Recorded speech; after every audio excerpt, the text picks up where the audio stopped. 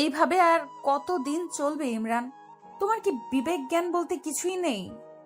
বরাবরের মতো নিশ্চুপ আমি। আজব ছেলে তো তুমি। আমার প্রশ্ন কানে যাচ্ছে না তোমার নাকি? হ্যাঁ, চিৎকার শুনে আমি ভয়ে চুপসে আছি, আর পার্কের সবাই চেয়ে আছে আমাদের দিকে। হয়তো মজা নিচ্ছে সবাই। দেখো আমার পক্ষে আর রিলেশন রাখা সম্ভব না। কেন? কেন তা জানিস না তুই? তোর মতো ছেলে আমার পায়ের নিচে পড়ে থাকে, বুঝছিস? ভাবছিলাম প্রেম করে পরে তোরে শুধরে নিব, কিন্তু শুধরানো তো কি, উল্টো আরো খ্যাত হতে লাগলো। ছোট লোক, তোর কাছে শার্ট চেঞ্জ করারও টাকা নেই নাকি? হ্যাঁ, হয়েছে নীলা, প্লিজ থামো এবার। এসব আর ভালো লাগছে না। দেখতেছে সবাই প্রেম করতে, কিন্তু তুমি এগিয়ে এসেছো। আমার মতোই আমি থাকি, কারো কথা শুনে চলার ইচ্ছা আমার নেই। আর হ্যাঁ, আমার টাকা নাই তাই কিনি না। হইছে? আর কিছু শুনতে চাও? অপমান না করলেও পারতে।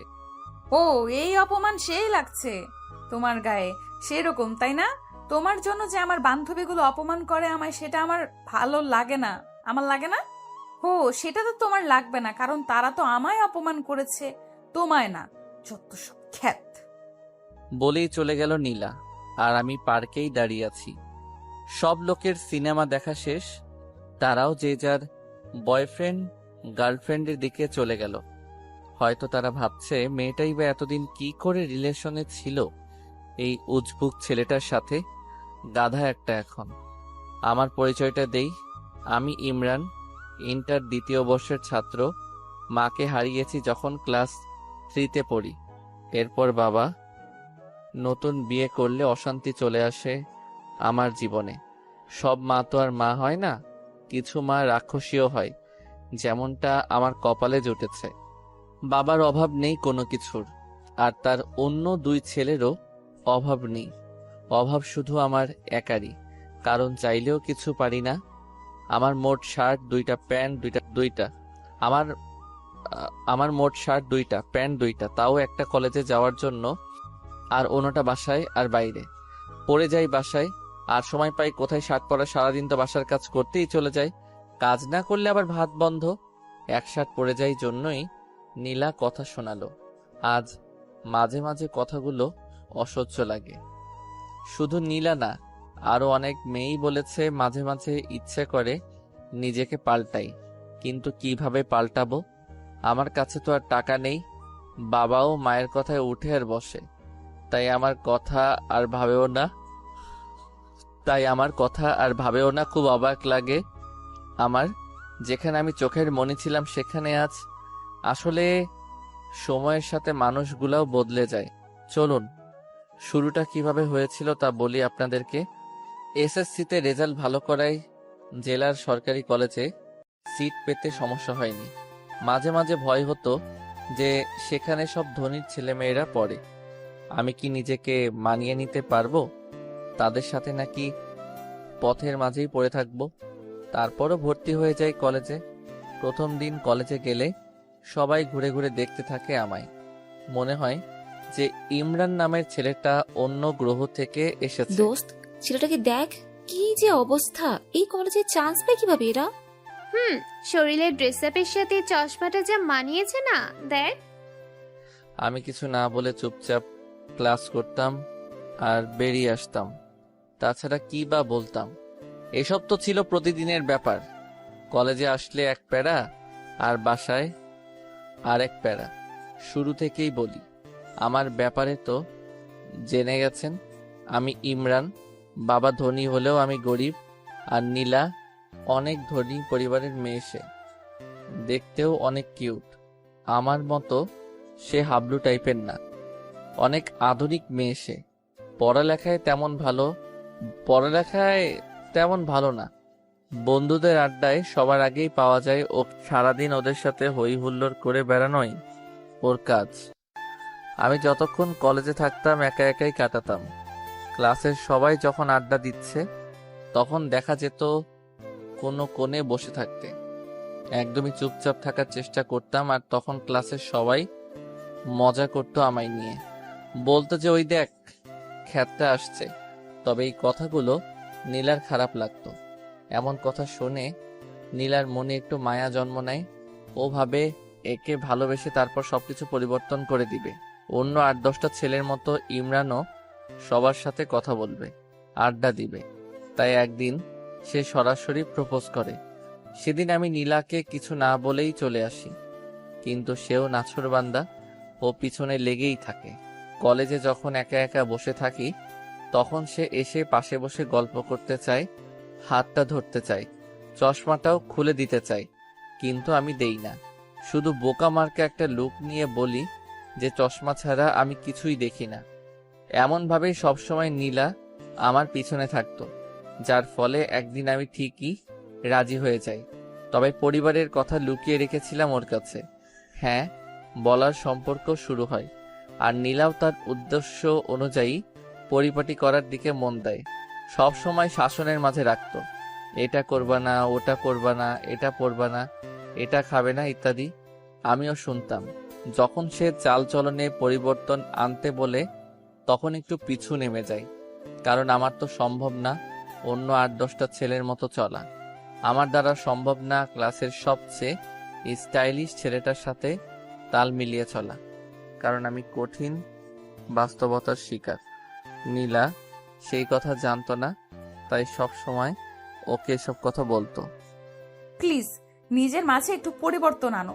এত বোকা খ্যাত টাইপের কেউ হয়? তোমার কি বিবেক নেই? ক্লাসে বাকি ছেলেদের দিকে তাকাও একবার। ওরা কিভাবে চলে আর তুমি কিভাবে চলো? তখন শুধু মাথা নিচু করে করে শুনতাম। সেদিন নীলা বলে যে, শোনো, আজকে বিকালে আমার জন্মদিনের পার্টি আছে, ভালো করে রেডি হয়ে আসো। কিন্তু আমি ঠিক আগের মতোই এসেছিল। কি করবে, 2টা শার্ট আর 2টা প্যান্ট ছাড়া যে ওর কিছুই নেই। প্রতিবার যেই শার্টটা পরে আসে এটাই আজকে পরে আসলাম। সাথে আছে একজন আদর্শ বোকা মানুষের সকল উপাদানগুলো। নীলা তখন অনেক রাগী চোখে আমার দিকে তাকায়। পরে বাধ্য হয়েই নিয়ে যায়, পুরনো বান্ধবীদের সাথে দেখা করে, আমাকেও পরিচয় করিয়ে দেয়। কিন্তু আমাকে দেখে সবাই অন্য চোখে ওর দিকে তাকায়।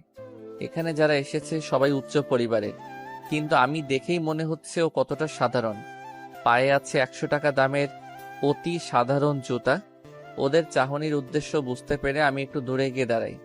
এদিকে ওর একটা ফ্রেন্ড বলে ওঠে, নীলা, তোর মতো একটা মেয়ে এমন একটা খ্যাতের সাথে প্রেম করবি এটা ভাবতেও পারিনি। এইটা কোনো ছেলে হলো? ওর দিকে তাকাতো একবার। সাথে সাথে বাকিরাও ওর সাথে তাল মিলায়, আর নীলা লজ্জায় একেবারে মাথা নিচু করে ফেলে। ও তার বন্ধুদের সামনে চলে আসে। আমিও সব কথা শুনেছি, তবে চুপ করেছিলাম, কারণ আমি জানতাম এমন কিছুই হবে। এটা নতুন কিছু না, এমন কথা শুনতে শুনতে অভ্যস্ত হয়ে গেছি। এরপর ওখানে না থেকে বাসায় চলে আসি। নীলা খুব রেগে গিয়ে বলেছিল, যদি কালকে শার্টটা পরিবর্তন করে না আসি তাহলে অন্য কিছু হয়ে যাবে। আমি তখন বলতে চাই আমার কথাগুলো, কিন্তু সেটা না শুনেই ফোন কেটে দেয়। খুব কষ্ট হচ্ছে আমার জন্য আজকে ওকে এতটা অপমানিত হতে হলো। ভাবলাম বাবার কাছ থেকে কিছু টাকা চেয়ে নিবে, যাতে করে নতুন একটা শার্ট কিনা যায়। কিন্তু বাবার রুমে গিয়ে দেখি প্রচন্ড ঝগড়া হচ্ছে তাদের, আর ঝগড়ার মূল কারণটাই হলাম আমি। ঝগড়ার এক পর্যায়ে মা বলে ওঠে, কি পেয়েছো তুমি? এটা আমার সংসার, তাই এখানে আমার অর্ডারে শুধু চলবে। কোনো একটা ছেলেকে এনে বাসায় রেখেছ, সারা বছর ঘাড়ে পড়ে আছে, একটু কাজ করলেই তো পারে। এটা তো আর কোনো সরকারি হোটেল না। তখন বাবা বলে, আসতে বলো, ইমরান শুনবে। কথাটা শোনা মাত্র মার আওয়াজ যেন আরো বেড়ে গেল। স্পষ্টই বোঝা যাচ্ছিল আমাকে কথাগুলো শোনানোর জন্যই এভাবে বলছে। আবার বলে উঠল, কারো যদি লজ্জা থাকলেও তাহলে সে এভাবে অন্যের ঘাড়ে বসে খেত না। কতদিন একটা মেয়েকে খাওয়ানো যায়, আর খাওয়ার সময় তো একটুও কম খায় না। এটা ভাবে না যে এখানে দয়ার খানা খাচ্ছে সে। মা এর সবগুলো কথাই শুনি, কিন্তু জবাব দেওয়ার মতো শক্তি নেই। তাই চোখের অশ্রু ফেলেই তার সেই কথার জবাব দিলাম। ফুপিয়ে ফুপিয়ে কাঁদতে লাগলাম। কেন আজকে আমি এমন অবস্থার সম্মুখীন? আমারও তো অনেক সুন্দর একটা পরিবার ছিল, কত সুখের ছিল পরিবারটা। বাবা মায়ের একমাত্র সন্তান ছিলাম।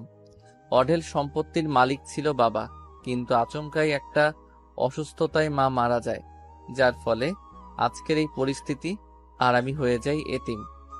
লাবিব তখন ছোট ছিল, তাই সেই সুযোগে তার চাচা তাদের সব সম্পত্তি নিয়ে যায়। লাবিব হয়ে যায় একদম নিঃস্ব। সেদিন আর বাবার কাছে টাকা চাইতে পারিনি, যার ফলে আর কিছু কিনাও হয়নি। রাতে না খেয়েই ঘুমিয়ে পড়ি। পরদিন সকালে পকেটের 10 টাকা দিয়ে গিয়ে বাইরে নাস্তা করে নেই। দুপুরটা না খেয়ে কাটিয়ে দেই। আমি যে না খেয়ে আছি এটা আমার ঠিকই বুঝতে পেরেছে, কিন্তু একবারের জন্য খেতে বলেনি। বিকেলে নীলা ফোন দেয়। কোথায় আসবি জিজ্ঞেস করতেই বলে যে কলেজের পাশের পার্কে আসতে। অনেকটা ভয়ে ভয়ে বাসা থেকে বের হই। আমি জানি না নীলা কি করবে আমার সাথে যখন সে দেখবে আমার গায়ে সেই পুরনো শার্টটাই আছে, যখন দেখবে পায়ে সেই আগের জুতাই আছে, যখন দেখবে মাথার চুলগুলো আগের মতোই এলোমেলো, তখন যে কি করবে আমার সাথে।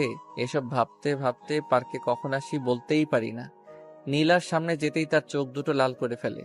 ওর পুরো মুখটাই লাল হয়ে যায়, যেটা দেখে বুঝতে পারি যে নীলা প্রচন্ড রেগে গেছে।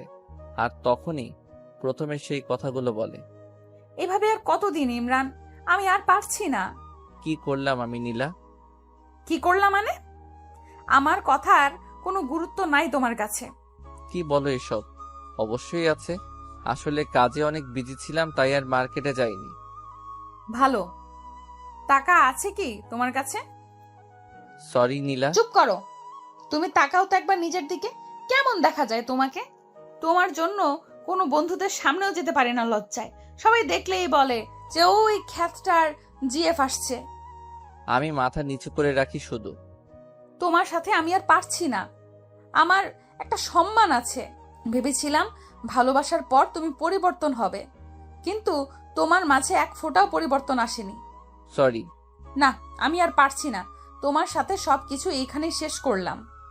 এটা বলেই নীলা উঠে চলে গেল, আর আমি অশ্রু ভেজা চোখে ওর চলে যাওয়ার দিকে তাকিয়ে থাকি। এছাড়া কি বা আর করতে পারি? এই মুহূর্তে প্রচন্ড কষ্ট হচ্ছে, গাল বেয়ে বেয়ে চোখের পানি পড়ছে। আমি জানি নীলা আমার সম্পর্কে কিছুই জানে না, তাই এমন করেছে, কিন্তু সে কি করবে? তার তো কিছুই করার নেই। তারও তো মান সম্মান আছে। মনে হচ্ছে নিঃশ্বাস এখনই বন্ধ হয়ে যাবে। আস্তে আস্তে উঠে দাঁড়িয়ে সোজা চলে যাই নদীর পাড়ে। সেখানে গিয়ে বসে চোখ থেকে চশমাটা খুলে ইচ্ছা মতো কেঁদে নেই। যদি মা থাকতো, কারো দয়ার পাত্র হয়ে থাকতে হতো না, এতটা অসহায়ও থাকতে হতো না। একটু পর চোখের পানিটা মুছে আকাশের দিকে তাকাই আর চিৎকার করে বলতে থাকি, আল্লাহ, কেন তুমি এমন করলে আমার সাথে? কি দোষ করেছিলাম আমি? কেন এত কষ্ট দাও আমাকে? কেন আমার মাকে কেড়ে নিলে আমার কাছ থেকে? কেন তার আদর ভালোবাসা আমাকে পেতে দিলে না? আমার এখনো মনে পড়ে, ছোটবেলায় চুল কাটাইতে চাইতাম না, জন্য মা জোর করে বাবার সাথে পাঠাই দিত। আর এখন সেই চুল কাটাতে চাইলেও টাকা নেই। ঈদের দিনে সকালে উঠে মা এসে আগে আমায় আমার গিফট দিত, কত আদর করেই না লাচ্চা খাওয়াই দিত। আর এখন আমার সৎ ভাইদের সৎ মা খাওয়াই দেয়, ঈদের ড্রেস দেয়। আমি শুধু চেয়ে দেখি, কি আর করব, মা নেই যে। কিছুক্ষণ পর খেয়াল হলো যে অনেক রাত হয়ে গেছে, সাথে প্রচন্ড ক্ষুধা একদম সহ্য করতে পারি না, তাই বাসার দিকে এগিয়ে যাই। বাসায় আবার যে কি অপেক্ষা করছে কোনো কাজই করা হয়নি। বাসার সিদ্ধান্ত নেই, যত কিছুই বলুক কান পেতে সেগুলো শুনবো আর খেয়ে নিব। বাসায় মা বসে বসে টিভি দেখছিল, কিন্তু আমি এসে কলিং বেল বাজাতেই উনি প্রচন্ড বিরক্ত হন। প্রথমে ভেবেছিলেন ওনার স্বামী এসেছে, কিন্তু দরজা খুলে যখন দেখেন আমি দাঁড়িয়ে আছি, তখন ওনার রক্ত গরম হয়ে যায়। প্রচন্ড রেগে কথা বলে, থাকিস কই? এত রাতে কেউ বাসায় আসে? এটা কি নিজের বাসা পাইছস? থাকছস অন্যের বাসায়, লজ্জা করে না? আবার এত রাত করে বাসায় ফিরস? চুপ করেই কথাগুলো শুনতে থাকি, কিছুই বলার নেই। রুমে এসে কিছুক্ষণ শুয়ে থাকি, তারপর ক্ষুধার জ্বালায় মায়ের সামনে যাই। ওনার সামনে গিয়ে দাঁড়াতেই উনি রাগী চোখে তাকায়। একটু ভয় পেলেও বাধ্য হয়ে বলি যে, মা, খাওয়ার মতো কিছু আছে? খুব ক্ষুধা লেগেছে। এই পাইছস কি তুই? হ্যাঁ, তোর খাওয়া দেখে মনে হচ্ছে না তোর মা এখানে কোনো হোটেল দিয়ে রাখছে? বিনা পয়সায় তো 15 বছর পার করলি, আর কতদিন খাবি অন্যের ঘাড়ে? মা, আমি একটা চাকরি পাই, তারপর আপনাদের সব টাকা শোধ করে দেব। প্লিজ এখন আমাকে কিছু খেতে দিন, খুব ক্ষুধা লেগে আছে। আমার ঠেকা পড়ে নাই তোকে খাওয়ানোর। আচ্ছা, তোর কি কোনো বিবেক নাই? মানুষের তো একটু লজ্জাও থাকে, তোর কি সেটাও নেই? মাথা নিচু করে রাখি।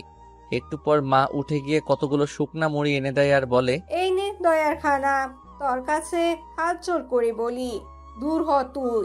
এত আপদ ভালো লাগে না আর, হাল্লা বাঁচাও। ততক্ষণে চোখ থেকে অশ্রু পড়া শুরু করেছে। খাওয়ার ইচ্ছেটাই চলে গেছে, না খেয়ে রুমে চলে আসে আর প্রচন্ড কান্না করি। তবে সেটার কোনো শব্দ নেই, সিদ্ধান্ত নেই যে আর থাকবে না এখানে, জানিও না কোথায় যাব। তবে এটা নিয়ে ভাবিও না। খাতা কলম নিয়ে বসে যাই। উদ্দেশ্য বাবাকে একটা চিঠি লেখা। চিঠি লেখা শুরু করে দিলাম। আব্বু, কেমন আছো? নিশ্চয়ই অনেক ভালো আছো, তাই না? জানো, আমিও অনেক ভালো আছি। প্রতিদিন সকালে মা নামক পাষণ্ড মানুষটা আমাকে অনেক আদর করে, কতগুলো বকা দেয়।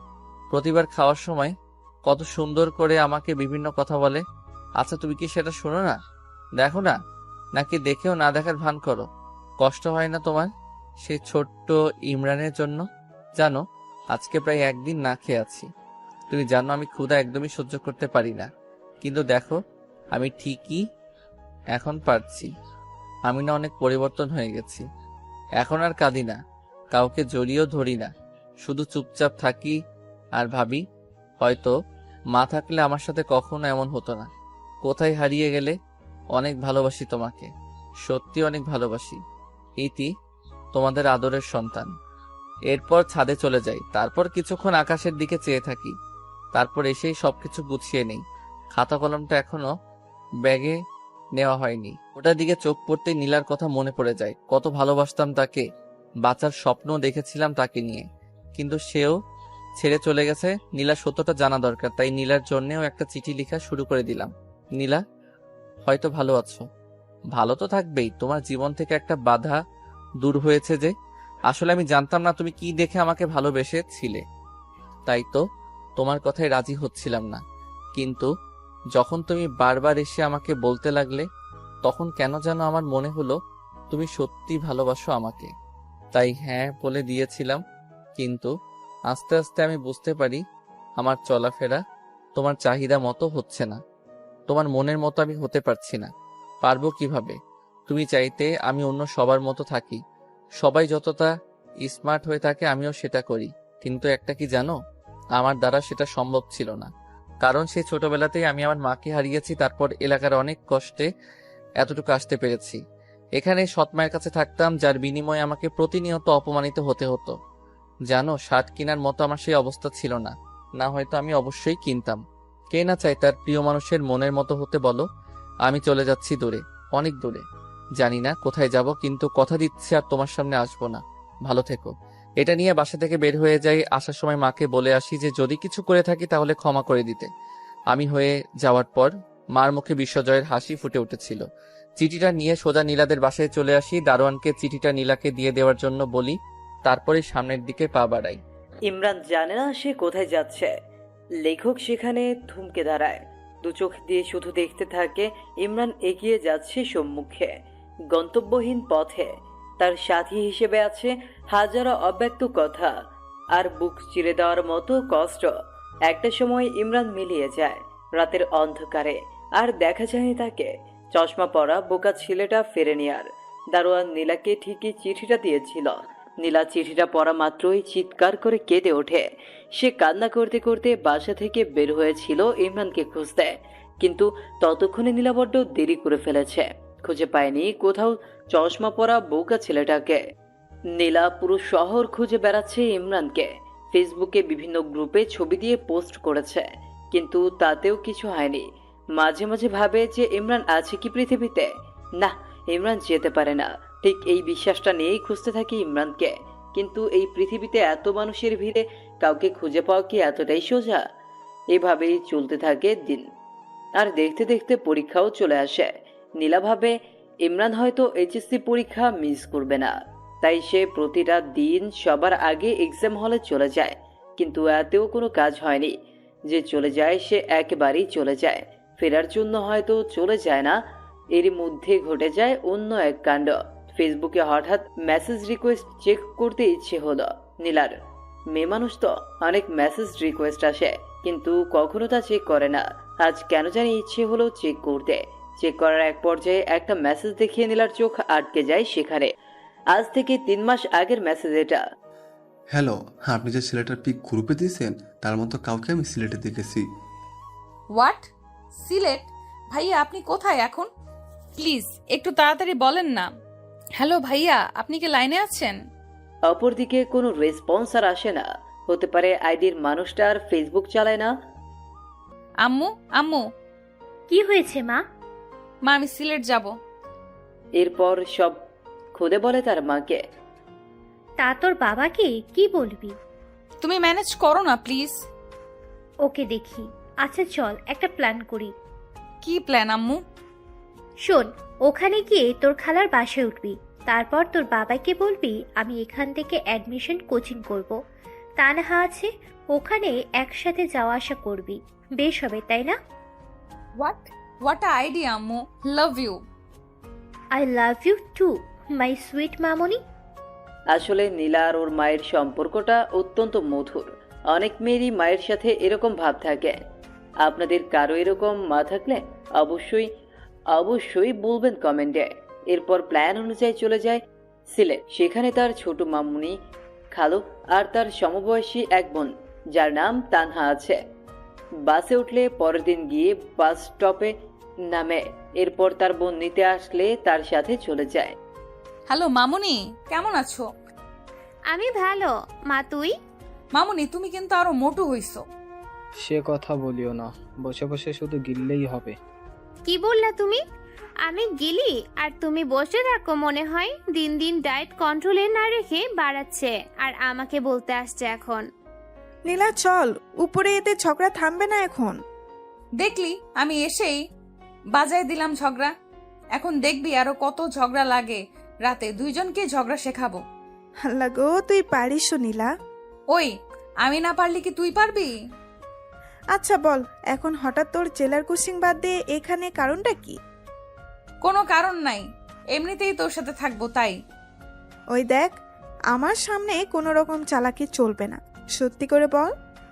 ইমরানের কথা বলছি না তোকে? ওই খ্যাতটা তো কি করছে হাদারাম? ওকে সেদিন অনেক অপমান করি জন্মদিনে।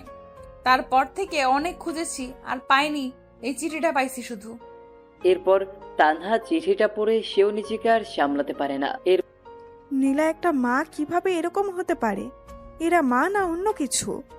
বাদ দে, আমাদের কাজ ওকে খুঁজে বের করা। তাই করতে হবে।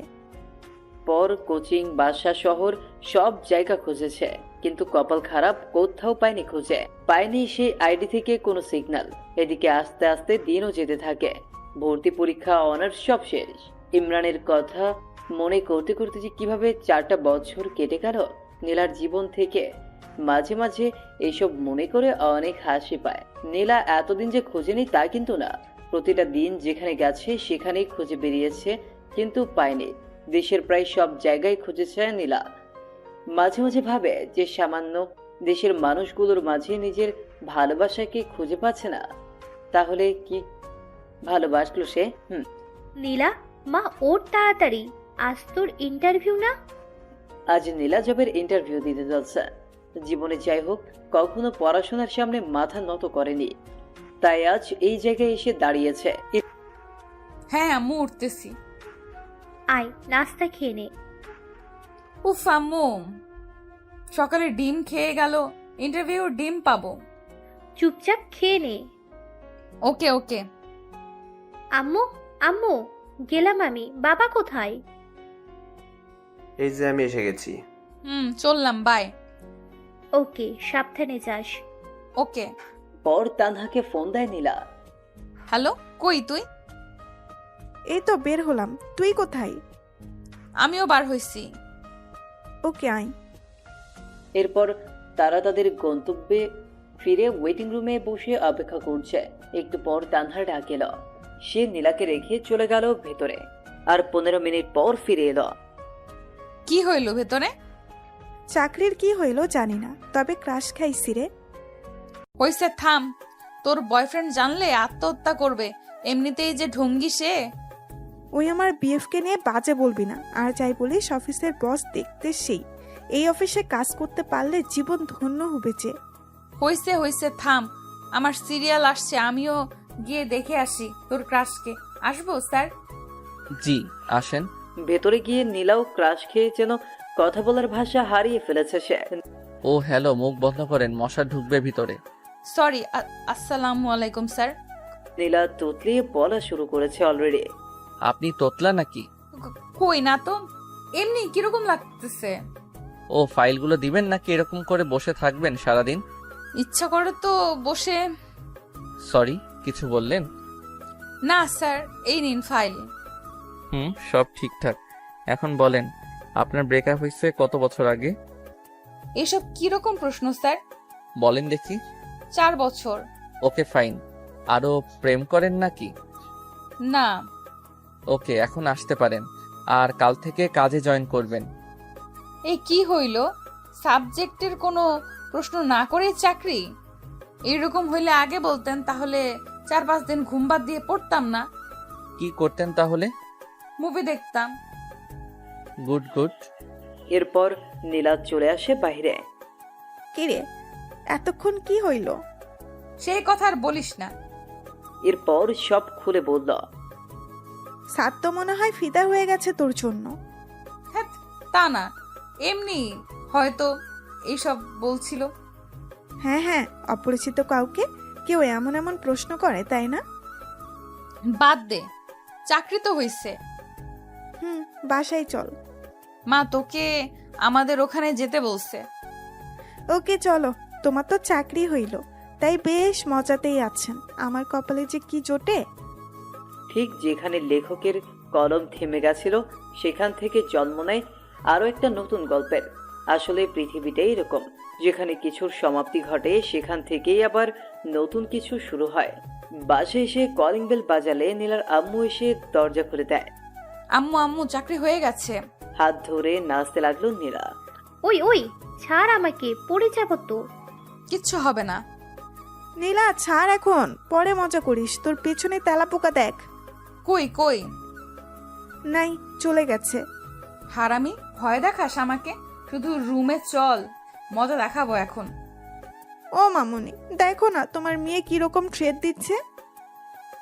তোরা না, যা রুমে গিয়ে ফ্রেশ হ। ওকে। এরপর দুজনে উপরে চলে যায়। তানহা, এখানে আয়, দরজা লাগিয়ে। দরজা লাগাবো কেন? ও তুমি বুঝবে না সোনা, লাগাও না। ওকে, এখন বল। এরপর নীলা মোবাইলের লুঙ্গি ডান্স গান চালু করে তানহাকে নিয়ে শুরু করে দেয় উড়াধুরা ড্যান্স। ওই, এগুলো ডান্স দিচ্ছিস নাকি মারপিট করতেছিস? দুটোই। দুজনে অনেক ক্লান্ত ড্যান্স করে। তানহা, তুই ওয়েট কর, আমি গোসল সেরে আসি। না, সেটা হবে না, একসাথে গোসলে যাব। এরপর সেখানে আবার আরো একবার তাদের মারামারি লেগে যায়। আর তখন আমায় তেলাপোকার ভয় দেখাইছো না সোনা। এখন সারাদিন ভেতরে থাকো গো, দরজা আর খুলে দিব না। ওকে বাবু, আমি মুভি দেখি ভিতরে। তুমি তো জানো না গো, ভেতরে মুভি দেখার মজাই আলাদা। তাই বুঝি, দেখো তাহলে। ওকে। থাক, বার হয়ে আয় না, দেই তোকে কষ্ট। এখন খুললি কেন? সারাদিন না রাখবি? সারাদিন রাখলে অসুস্থ হবি, তখন তো ওষুধ আমার বাবাকেই কিনে দিতে হবে, তাই দরকার নেই। কি সেভিং পার্সন আসলো, নিজে সারাদিন কত হাজার খরচ করে তার নাই ঠিক এখন আসছে। হয়েছে হয়েছে, আয় এখন নিচে যাই, ফ্রিজে ফুচকা আছে, খাওয়াবো চল। তাই নাকি? চল তাহলে। আসলে সমবয়সী বোন থাকলে যা হয় আর কি। বিকেলের দিকে তানহার কনফার্মেশন মেসেজ আসে, সে অনেক খুশি। রাতে দুজনে খেয়ে ছাদে চলে যায়। তানহা, বল। জানিস, দিনগুলো না সুন্দর হাসি ঠাট্টা তামাশা ফাজলামিতে কেটে যায়, কিন্তু রাত হলেই আর থাকতে পারি না, খুব মনে পড়ে যায়। আসলেই রে, রাতগুলো এরকম, রাতগুলো দিনের বাহিরে অবরোধ ভেদ করে ভেতরের মানুষগুলোকে বের করে দেয়, যার চিত্র দিনের বেলা থেকে সম্পূর্ণ আলাদা। হুম। ঘুমাবো চল, কাল প্রথম অফিস, তাই লেট করা যাবে না। হ্যাঁ চল। এরপর রাতটা কেটে যায়। পরদিন সবার কাছ থেকে দোয়া নিয়ে পা বাড়ায় অফিসের দিকে। অফিসে গেলে পিয়ন নীলা আর তানহার ডেস্ক দেখিয়ে দেয়। তারা দুজন পাশাপাশি কাজ করবে, এইসব সম্পর্কে তো তারা কিছুই জানে না। একটু পর পিয়ন এসে বলল, স্যার আপনাদের দুজনকেই ডেকেছে। এরপর চলে যায় সোজা বসের রুমে। স্যার আসবো? আসুন। তা মিস নীলা অ্যান্ড তানহা, কেমন লাগছে নতুন অফিস? বেশ ভালোই। আর বস তো আরো ভালো। তাই নাকি? তো কি দেখলেন ভালোর? এই তো পুরাই ক্রাশ। তানহা, আমি কিন্তু আপনার বস। না রাখেন তো, আমি বস টস বলতে পারবো না, ভাইয়া বলে ডাকবো প্লিজ। ওকে, তো যে জন্য ডেকেছি এই হচ্ছে তোমাদের ফাইল, এগুলো কমপ্লিট করে দিও। আপনার নামটা কি ভাইয়া? নীলা শুধু চুপ হয়ে তানহার কথা শুনতেছে। মেয়েটা যে এত বেশি কথা বলে। নাম শুনে কি হবে? ভাইয়া বলে ডাকবো, আর ভাইয়ার নামটা জানবো না? তাই, আমার নাম সাজিদ। ওকে, আর তুমি করে বলবো। যা ইচ্ছে বলিও, এখন যাও কাজ করো। Okay bye. আরো শোনো, বলেন। লাঞ্চ টাইমে একসাথে খাবো। ওকে ভাইয়া। এরপর যে যার কাজে মন দেয়। এইদিকে লাঞ্চের টাইম কোন দিক দিয়ে চলে যায় তা সাকিব বুঝতেই পারে না। ভাইয়া একটু সময় হবে কি? তোমার ক্ষুধা লাগছে অনেক তো। ও সরি, আমার তো মনেই নেই, তো তোমরা আগে মনে করে দিবা না? আপনি যে মনোযোগ দিয়ে কাজ করতেছেন, কিভাবে ডিস্টার্ব দেই বলেন? ওকে, চলো এখন। এরপর লাঞ্চ শেষ করে আবার সবাই যে যার কাজে চলে যায়। অফিস টাইম শেষ হলে বাসায় চলে যায় সবাই। আমজাদ চাচা সবার বাসায় তাদের জন্য কেউ না কেউ অপেক্ষায় থাকে তাদের জন্য, তাই তারা অফিস ছুটি হলে চলে যায়। কিন্তু আমার বাসায় তেমন কেউ নেই। তাছাড়া ওরা যে টাইম দেয়, আমিও যদি তাই করি তাহলে তো ওদের আর আমার মাঝে কোনো পার্থক্য থাকবে না। চাচা, আপনি চলে যান, আমি কাজ শেষ করে চলে যাব। ওকে ঠিক আছে। এরপর সাজিদ কাজ শেষ করে সোজা চলে যায় পার্কের দিকে। সেখানে কিছু এতিম ছেলে মেয়ে আছে, তাদের সাথে গল্প করে। রাতের খাবার খেয়ে বাসায় যায়। এভাবেই দিন চলে যায় ইমরানের। দেখলি বসকে কিরকম হাতে করে নিলাম একদিনে। দেখলাম, ট্যালেন্ট আছে তোর, আর তাই তো ওরকম ঢ্যাঁড়সের মতো বিএফ জুটাইছিস। আরে ওটার কথা বাদ দে তো, ও থাকাও যে না থাকাও সে। সারাদিনে কি একবারও বলেছে আমার সাথে কথা বলে নাই? ওর সাথে ব্রেকআপ করতেই হবে আজ। তা করিস পরে, ক্ষুধা লাগছে, খাবো চল। মামনি খাইতে দাও, ক্ষুধা লাগছে। ওকে বস, দিচ্ছি। জানো আজ কি করছে তানহা? কি? বসকে একদম পটিয়ে ভাই ডাকা শুরু করছে। তুমি বলো তো ঠিক করছি না। এখন কাজে ভুল হলে বা লেট করে গেলে কিচ্ছু বলবে না। একদম ঠিক করেছিস মা। এরপর খাওয়া শেষে ঘুম আর ঘুম দিবে। উঠে অফিস। আবার আগের দিনের মতো বস রুমে চলে যায় তারা। আগের দিন তো সাজিদ ডাকেনি, তানহা নিজেই চলে গেছে। ভাইয়া আসবো? আসো। কেমন আছো ভাইয়া? আলহামদুলিল্লাহ, তোমরা? কাজ করতে করতে বলল, আমরাও ভালো। ভাইয়া তুমি কি সবসময় কাজ করো এমন? এটা ছাড়া তো আর কোনো কিছু নেই জীবনে, তাই এটাই করি শুধু। জীবনে বলতে? ওসব তোমাদের বুঝতে হবে না। তো ভাইয়া কাল বাসায় গেছো কয়টায়? 9টার দিকে। এতক্ষণ কি অফিসে ছিলা? মাগরিবের পর অফিস থেকে বার হইছি। এরপর কি করছো যে বাসায় যেতে এত লেট হইছে? তোমাকে জানা লাগবে না এত কিছু, নিজের কাজ করো, যাও। ভাইয়া আমি না তোমার বোন, আমাকে বলবো না? দেখো, কোনো ইমোশনাল ব্ল্যাকমেল করবা না, কাজে যাও, লাঞ্চে কথা হবে। ধ্যাত। এরপর নীলা তানহা চলে আসে। কি ভাব নিয়ে কথা বললো দেখছিস, আর তুই তারপরও আগ বাড়িয়ে কথা বলছিস। আজব তো, কোথায় ভাব নিল? এখন ব্যস্ত আছে জন্য বললো যে লাঞ্চ টাইমে কথা বলবে। আচ্ছা একটা কথা বলতো, ভাইয়ার কি গার্লফ্রেন্ড আছে? এইরকম ছেলে আবার না থাকে গার্লফ্রেন্ড?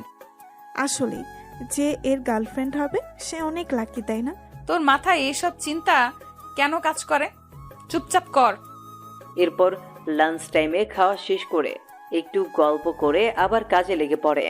আস্তে আস্তে অফিসের সময় শেষ। আচ্ছা চাচা, আমাদের বস কি প্রতিদিন এরকম লেট করে বাসায় যায়? মা। তো লেট করার কারণ কি? উনি বলেন যে আমি যদি কর্মচারীদের মতো একই সময় দেই তাহলে তারা আমার আর মধ্যে পার্থক্য কি?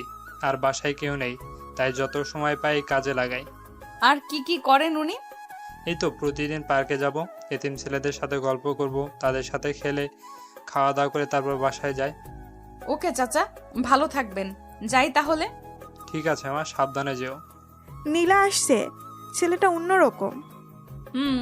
যতই তার বিষয়ে জানতেছি ততই ব্যাপারটা ঘোলাটে লাগতেছে। প্রপোজ করবো নাকি বলতো? তুই না ভাইয়া বলিস। ভাইয়ার জন্য কি প্রপোজ করা যাবে না? ওই আমার কোন জন্মের ভাই? হ্যাঁ, আজীব মানুষ তুই রে, যা ইচ্ছা কর। এরপর তারা আবার পরের দিনের জন্য প্রিপারেশন নিচ্ছে। অফিসে গিয়ে তানহা সোজা চলে গেল সাজিদের রুমে। হাই কেমন আছো? ভাই, একটা কথা বলি। বলো। ধরো আমি যদি তোমায় প্রপোজ করি তখন তুমি কি করবা? দেখো, এরকম মন মানসিকতা নিয়ে যদি এখানে আসো তাহলে আসতে পারো। এখন এটা অফিস, প্রেম করা জায়গা না। আর হ্যাঁ, আমি তোমায় বোন ভাবি, অন্য কিছু না। আর এর থেকে বেশি বাড়াবাড়ি করলে এটাও হারাবা। সো বোনের মতোই থাকো, এতেই ভালো। ওকে। এটা বলেই তানহা চলে গেল নিজের ডেস্কে। নীলাকে সব খুলে বলতেই হাসতে হাসতে শেষ। এই কুত্তি, হাসিস কেন? হাসবো না তো কি করব, উচিত শিক্ষা হইছে তোর। আজকে যা প্রপোজ কর, হারামি একটা। জিহবা বাকিয়ে ওয়াশরুমে গেল তানহা। এরপর কাজ করতে করতে লাঞ্চের সময় চলে আসে। ভাইয়া খাবো, চলো। আমার ক্ষুধা নেই, তুমি যাও। সাজিদের কথাই দেখে বোঝা যাচ্ছে যে সে অনেকটা রেগে আছে তানহার উপরে। ভাইয়া প্লিজ চলো না। যেতে বলছি না তোমায়, তুমি যাবা। তানহা ভয়ে চলে গেল। একটু পর নীলা গেল তার বস রুমে। স্যার আসবো? হ্যাঁ নীলা, আসো। স্যার খাইতে চলেন না প্লিজ, আপনি না খেলে ওদিকে তানহাও খাবে না বলতেছে। প্লিজ চলেন না। ওই খাবে না কেন? বলতেছে ভাইয়াকে ছাড়া বোন খায় নাকি, প্লিজ চলেন। যদি এটাই ভাবতো তাহলে আর এরকম কাণ্ড করতো না। ওটা ভুল হয়ে গেছে, এখন চলেন তো। আর ওর এ দোষটা কোথায়? যে কোনো মেয়ে আপনাকে দেখলে ক্রাশ খেয়ে যাবে। আপনি হয়তো জানেন না আমাদের এখানে কত মেয়ে লুকিয়ে লুকিয়ে আপনাকে দেখে। হইছে, চলেন তো এখন। এরপর খাওয়া শেষে চলে যায় যে যার কাছে। একটু পর পিয়ন এসে বলে গেল কাল মিটিং আছে, সবাই যেন তাড়াতাড়ি চলে আসে অফিসে। কাজ শেষ করে শেষে সবাই চলে যাচ্ছে যে যার বাসায়। কি মা, তোমরা দাঁড়িয়ে যে বাসায় যাবা না? না চাচা, বসের সাথে যাব। কেন, কোনো কাজ আছে নাকি? না, এমনি। ওকে দাঁড়াও, আমি বলতেছি। তোমরা অপেক্ষা করতেছো? চাচা তাড়াতাড়ি আসতে বলেন। একটু পর সাজিদ বাইরে চলে আসলো। কি তানহা, বাসা না গিয়ে এখানে কেন এখনো? তোমার সাথে যাব তাই। কিন্তু আমি তো এখনই যাব না, এখান থেকে পার্কে, তারপরে রাতে বাসায় যাব। কেন, পার্কে কি স্পেশাল কেউ আছে নাকি যে আমরা গেলে সমস্যা হবে ভাইয়া? হারে তা না, ওকে চলো। আচ্ছা ভাইয়া, তুমি এতটা গুছালো কি করে? ও তাহলে এসব বলার জন্য সাথে আসছো? আরে তা না, বলো না ভাইয়া প্লিজ। চুপচাপ চলো। একটু পর তারা পার্কে পৌঁছে গেল। আর সাজিদ পার্কে যেতেই সব ছেলে মেয়েগুলো চলে আসলো। এরা কারা? কেন দেখতে পাচ্ছ না? তা তো দেখতেছি, কিন্তু তোমার সাথে কি? এরাই আমার ভাই বোন বন্ধু, আমার মতো এরাও একা। তবে একটা পার্থক্য আছে, আমি মা বাবাকে হারাইছি আর এদের মা বাবা এদের ফেলে দিয়েছে। সমাজে এদের অগ্রাধিকার নেই, কারণ এরা নোংরা ভালোবাসার ফসল। এটাই তো আমাদের দেশ। বুঝলাম। যখন ফ্রি থাকি আমি এখানে চলে আসি, এদের সাথে কথা বলি, খেলি, অনেক ভালো লাগে। চলো ওই দোকানে যাই। নীলা পাশে দাঁড়িয়ে শুধু দেখতেছে আর অবাক হচ্ছে। দোকানে কেন?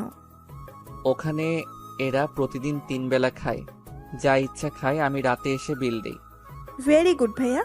আসলে যাদের এদের বাসা থাকা দরকার তারা থাকে না।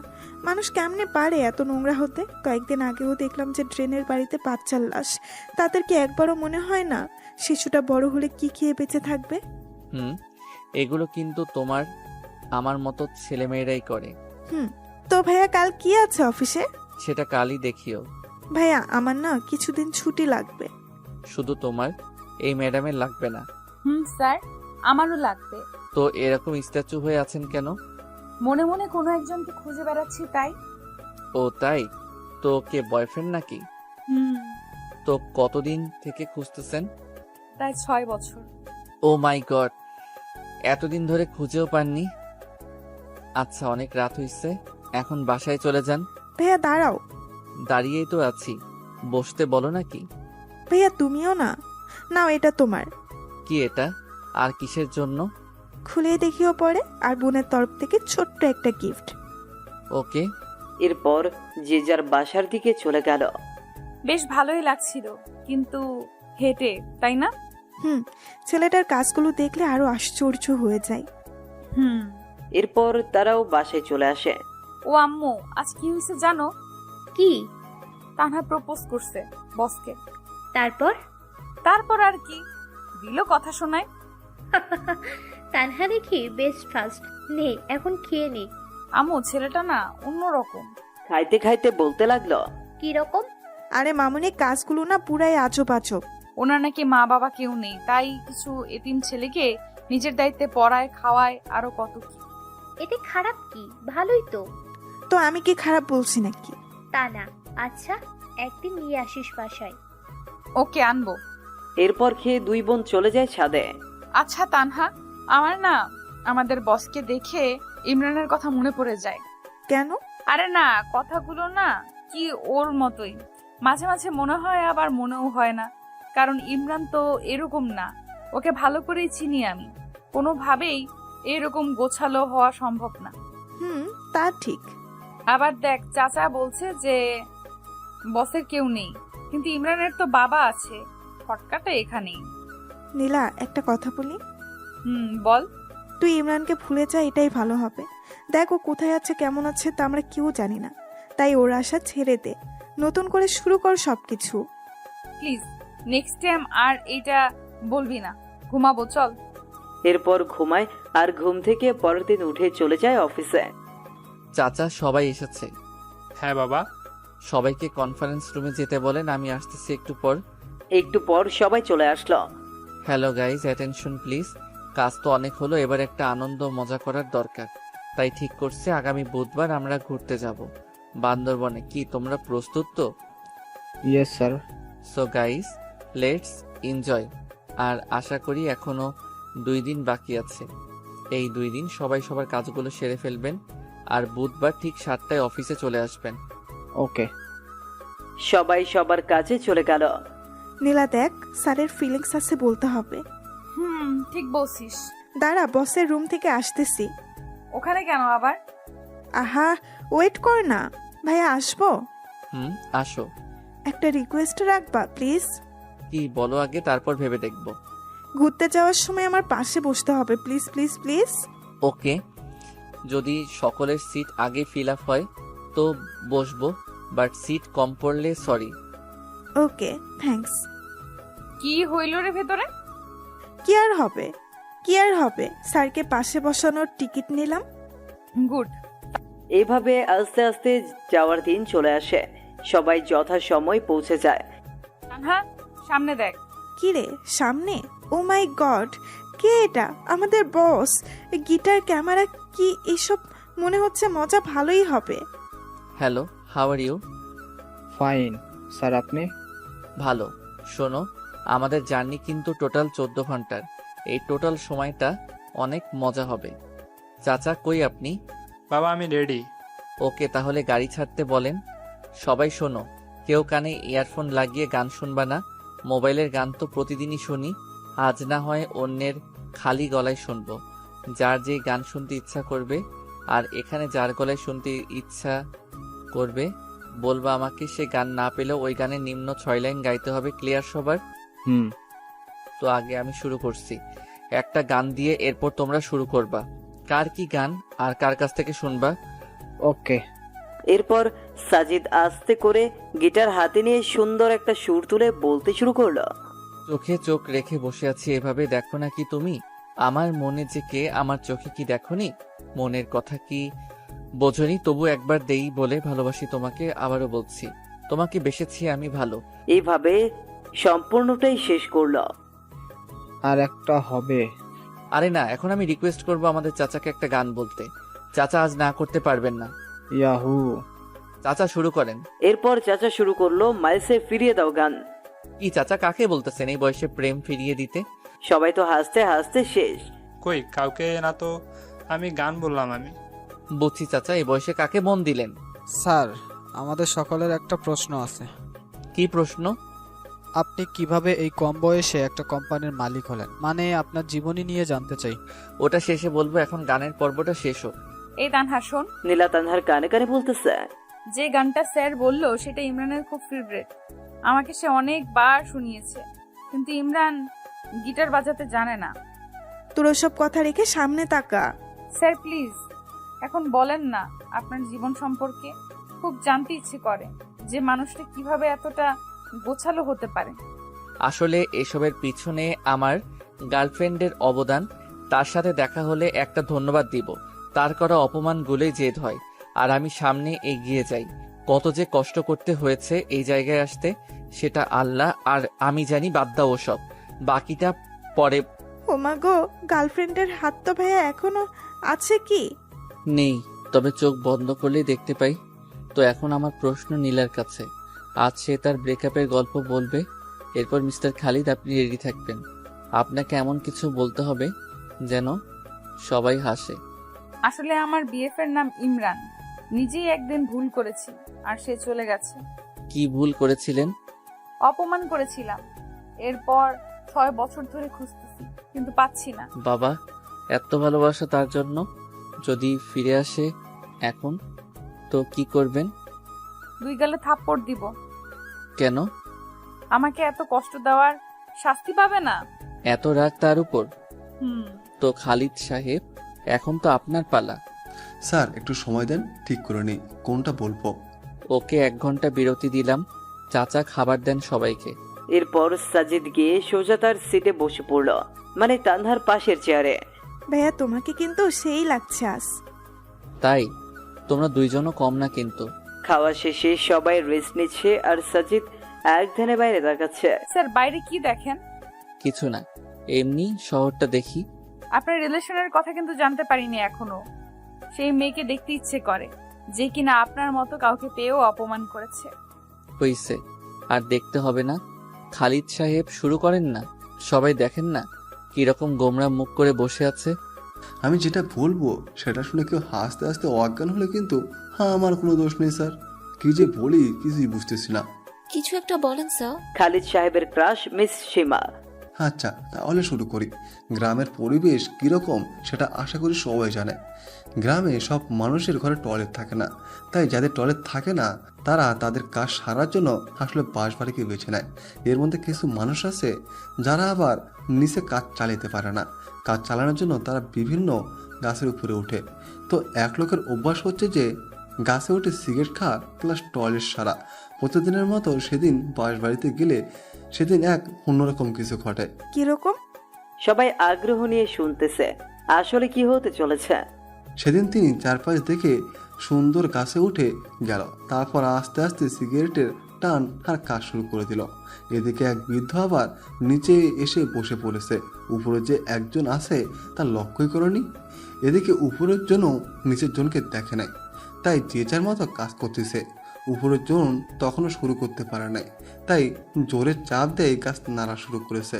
এটা আবার নিচের জন দেখে উপরে যেই তাকাইছে ঠিক সময়ই জিনিসের তার মুখে চোখু। উপরের জন তখনও বুঝতে পারে না যে নিচে কি হচ্ছে, তাই সে কাজ চালাইতেই রাখলো। আর নিচের জনের মুখ শেষ। কোনো রকমের নিচের জন মুখ তুলে বলল, ওই থামবো নাকি লাঠি দিয়ে গাছে উঠবো। এটা শুনে উপরের জন নিচে তাকায় দেখে যা কাজ এতক্ষণে সেরে ফেলেছে সে আর কে পায়। তাকে 1 লাফ দিয়ে গাছ থেকে লাফ দিয়ে দেবো। আর নিচের জন বলতেছে, হারামজাদা কি খাস তুই, এত টক আর কি গন্ধ। গাছে উঠে তোর টয়লেটের দৃশ্য আবার এক ভাই দূর থেকে ওপ্পো মোবাইল দিয়ে ভিডিও করছে। এরপর পুরো গ্রাম প্রচার। হা হা হা। কি শুনাইলেন ভাই? এরপর অন্য পর্ব শুরু হয়ে গেল। যে যার কাছে ইচ্ছা গান শুনতে যাচ্ছে আর সাজিদ সুন্দর করে গিটার বাজিয়ে যাচ্ছে, যা শুনে সবাই মুগ্ধ। এর মাঝেই তারা দুপুরের খাওয়া শেষ করে দিয়েছে। শোনো সবাই, আর অনলি 5 ঘন্টা রাস্তা আছে। এই সময়টা সবাই একটু রেস্ট নাও। এরপর যে যার সিটে। সাজিদও গেল তার সিটে। একদিকে 3 সিট হওয়ায় সাজিদ, নীলা, তানহা 3 জন একসাথেই সাজিদের পাশে নীলা জানলার পাশে বসে। সাজিদ বাইরের শহর দেখতেছে। সে কতই ব্যস্ত না সবাই, যে যার গন্তব্যে ছুটছে। হয়তো কারো মায়া টানছে তাদের এইদিকে ঘুমের মাঝে নীলা মাথাটা সুন্দর করে সাজিদের কাঁধে দিয়েছে, যা সাজিদের মনে অন্যরকম ভালো লাগে। ইচ্ছে করে হাত দুটো শক্ত করে জড়িয়ে ধরতে, কিন্তু ধরতে গিয়েও কোথায় যেন বাধা পায় সে, তাই আর দেওয়া হয়ে ওঠে না। কি যে মায়াবী লুক একটা, যা দেখে কোনো ছেলে ক্রাশ না খেয়ে থাকতেই পারবে না। সাজিদেরও এর ব্যতিক্রম হবে না। এই যে ভাইয়া, কি দেখতেছো ভাবে? কই কি এমনি কি নিষ্পাপ লাগছে? তাই নাকি? শুধু নীলা না ঘুমাইলে সবাইকে নিষ্পাপ লাগে। তাই নাকি? কই আগে তো জানতাম না। তুমি একটু ঘুমাও তো দেখি কিরকম নিষ্পাপ লাগে। ভাইয়া তুমিও না। এর মধ্যেই নীলা উঠে যায়। এদের কথাবার্তায় সরি, আমি ভুলে মাথা দিয়ে ফেলেছি, স্যার ক্ষমা করবেন। সমস্যা নেই, তুমি এভাবে ঘুমাইতে পারো। না, আর ঘুম আসবে। তাই? তাহলে একটা গান শোনাও। ঘুম থেকে উঠে কেউ গান বলার মুডে থাকে নাকি? তাই এই যে পানি নাও আর ফ্রেশ হও। এদিকে এসে আমি বাকিদের অবস্থা দেখে আসি। ওকে। সবার কি অবস্থা, ঠিক আছেন তো? স্যার সবাই ঠিক, শুধু মোটো ভাইয়ের একটু সমস্যা হয়েছে। কি সমস্যা? স্যার চাপ দিয়েছে আর মোটো ভাই সহ্য করতে পারছে না, যখন তখন ড্রাম ফেটে যাবে। মোটু ভাই আর একটু সহ্য করেন, আমি ড্রাইভারকে বলছি কোনো হোটেল দেখে গাড়ি পার্ক করতে। এরপর নিজের সিটে চলে এলো। রাত 11টার দিকে তারা গিয়ে রিসোর্টে ওঠে। এরপর সবাই সবার রুমে, আর সাজিদ বাইরে এসে রাতের আকাশ দেখতেছে, যা তানহার চোখে পড়ে। কি দেখতেছো ভাইয়া? এই তো তারাগুলো দেখি। দেখো, সবগুলোকে স্থির দেখা যাচ্ছে, কিন্তু কেউই স্থির না।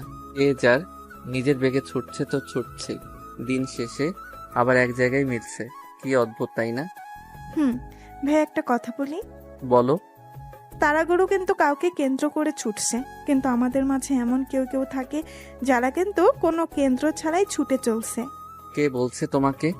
তাদেরও একটা কেন্দ্র থাকে, তা অন্যরা কেউ জানে না।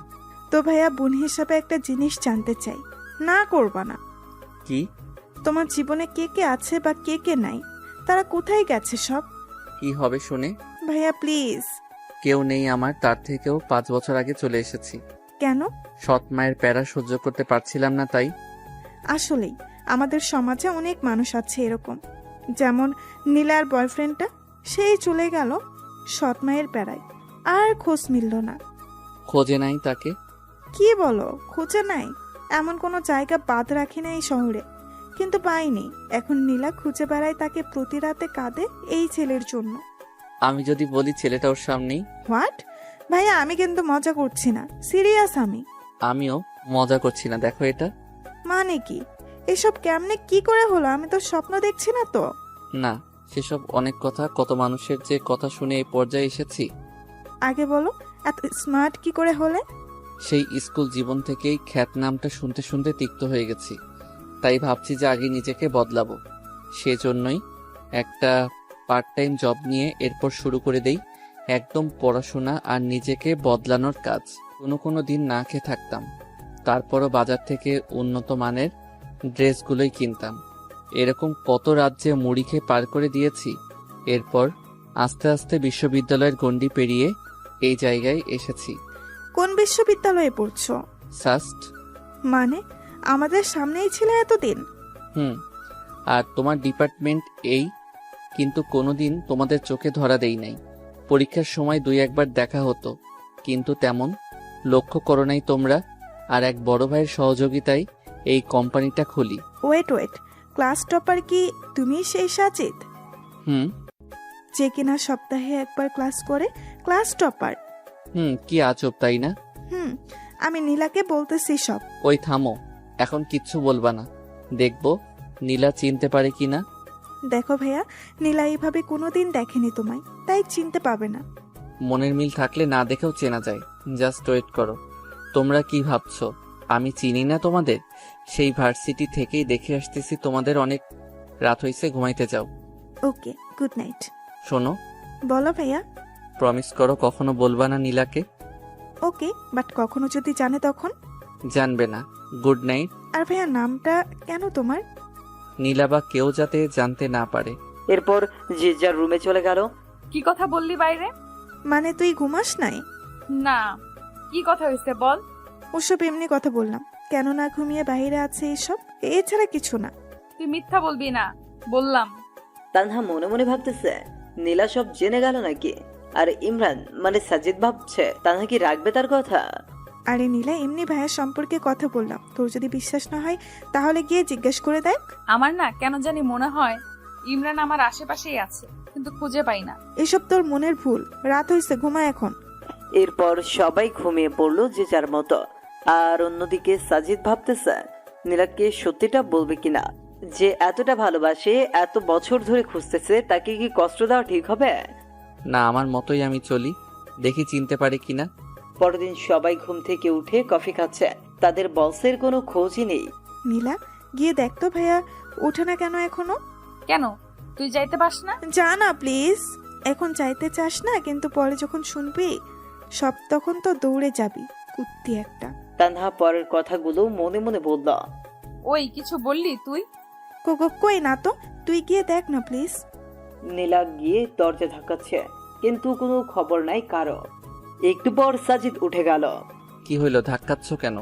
উঠবেন না নাকি? না, ঘুমাবো সারাদিন। ওটা বাদ দিয়ে বাইরে আসেন, সবাই বাইরে অপেক্ষা করতেছে আপনার জন্য। সবাই করতেছে, আপনি করতেছেন না? সবার বাইরে আমি নাকি? কথা দেখি আগের মতোই বেশি বলেন। কিছু বললেন? কই না তো। চুপ করেন, ফ্রেশ হয়ে বাইরে আসেন, আর আমি বেশি কথা বলি না, বুঝছেন? একটু পর সাজিদ সকলের সাথে যোগ দিল। Hello, good morning. Good morning sir. তো বলো, কার ঘুম কেমন হলো? স্যার কি আর বলবো, আমাকে রাখছেন এই মোটর সাথে, এই মোটর জ্বালাই ঘুমের খবর হয় নাই। কেন, কি হয়েছে? স্যার সারা রাত বউয়ের মতো টর্চার করেছে। মানে? সবাই বিস্ময়ের চোখে তাকাচ্ছে। স্যার নেগেটিভ ভাববেন না, সারা রাত একবার হাত তুলে দেয়, একবার পা তুলে দেয়, গায়ে আর কি ওজন। কি খাস রে ভাই তুই?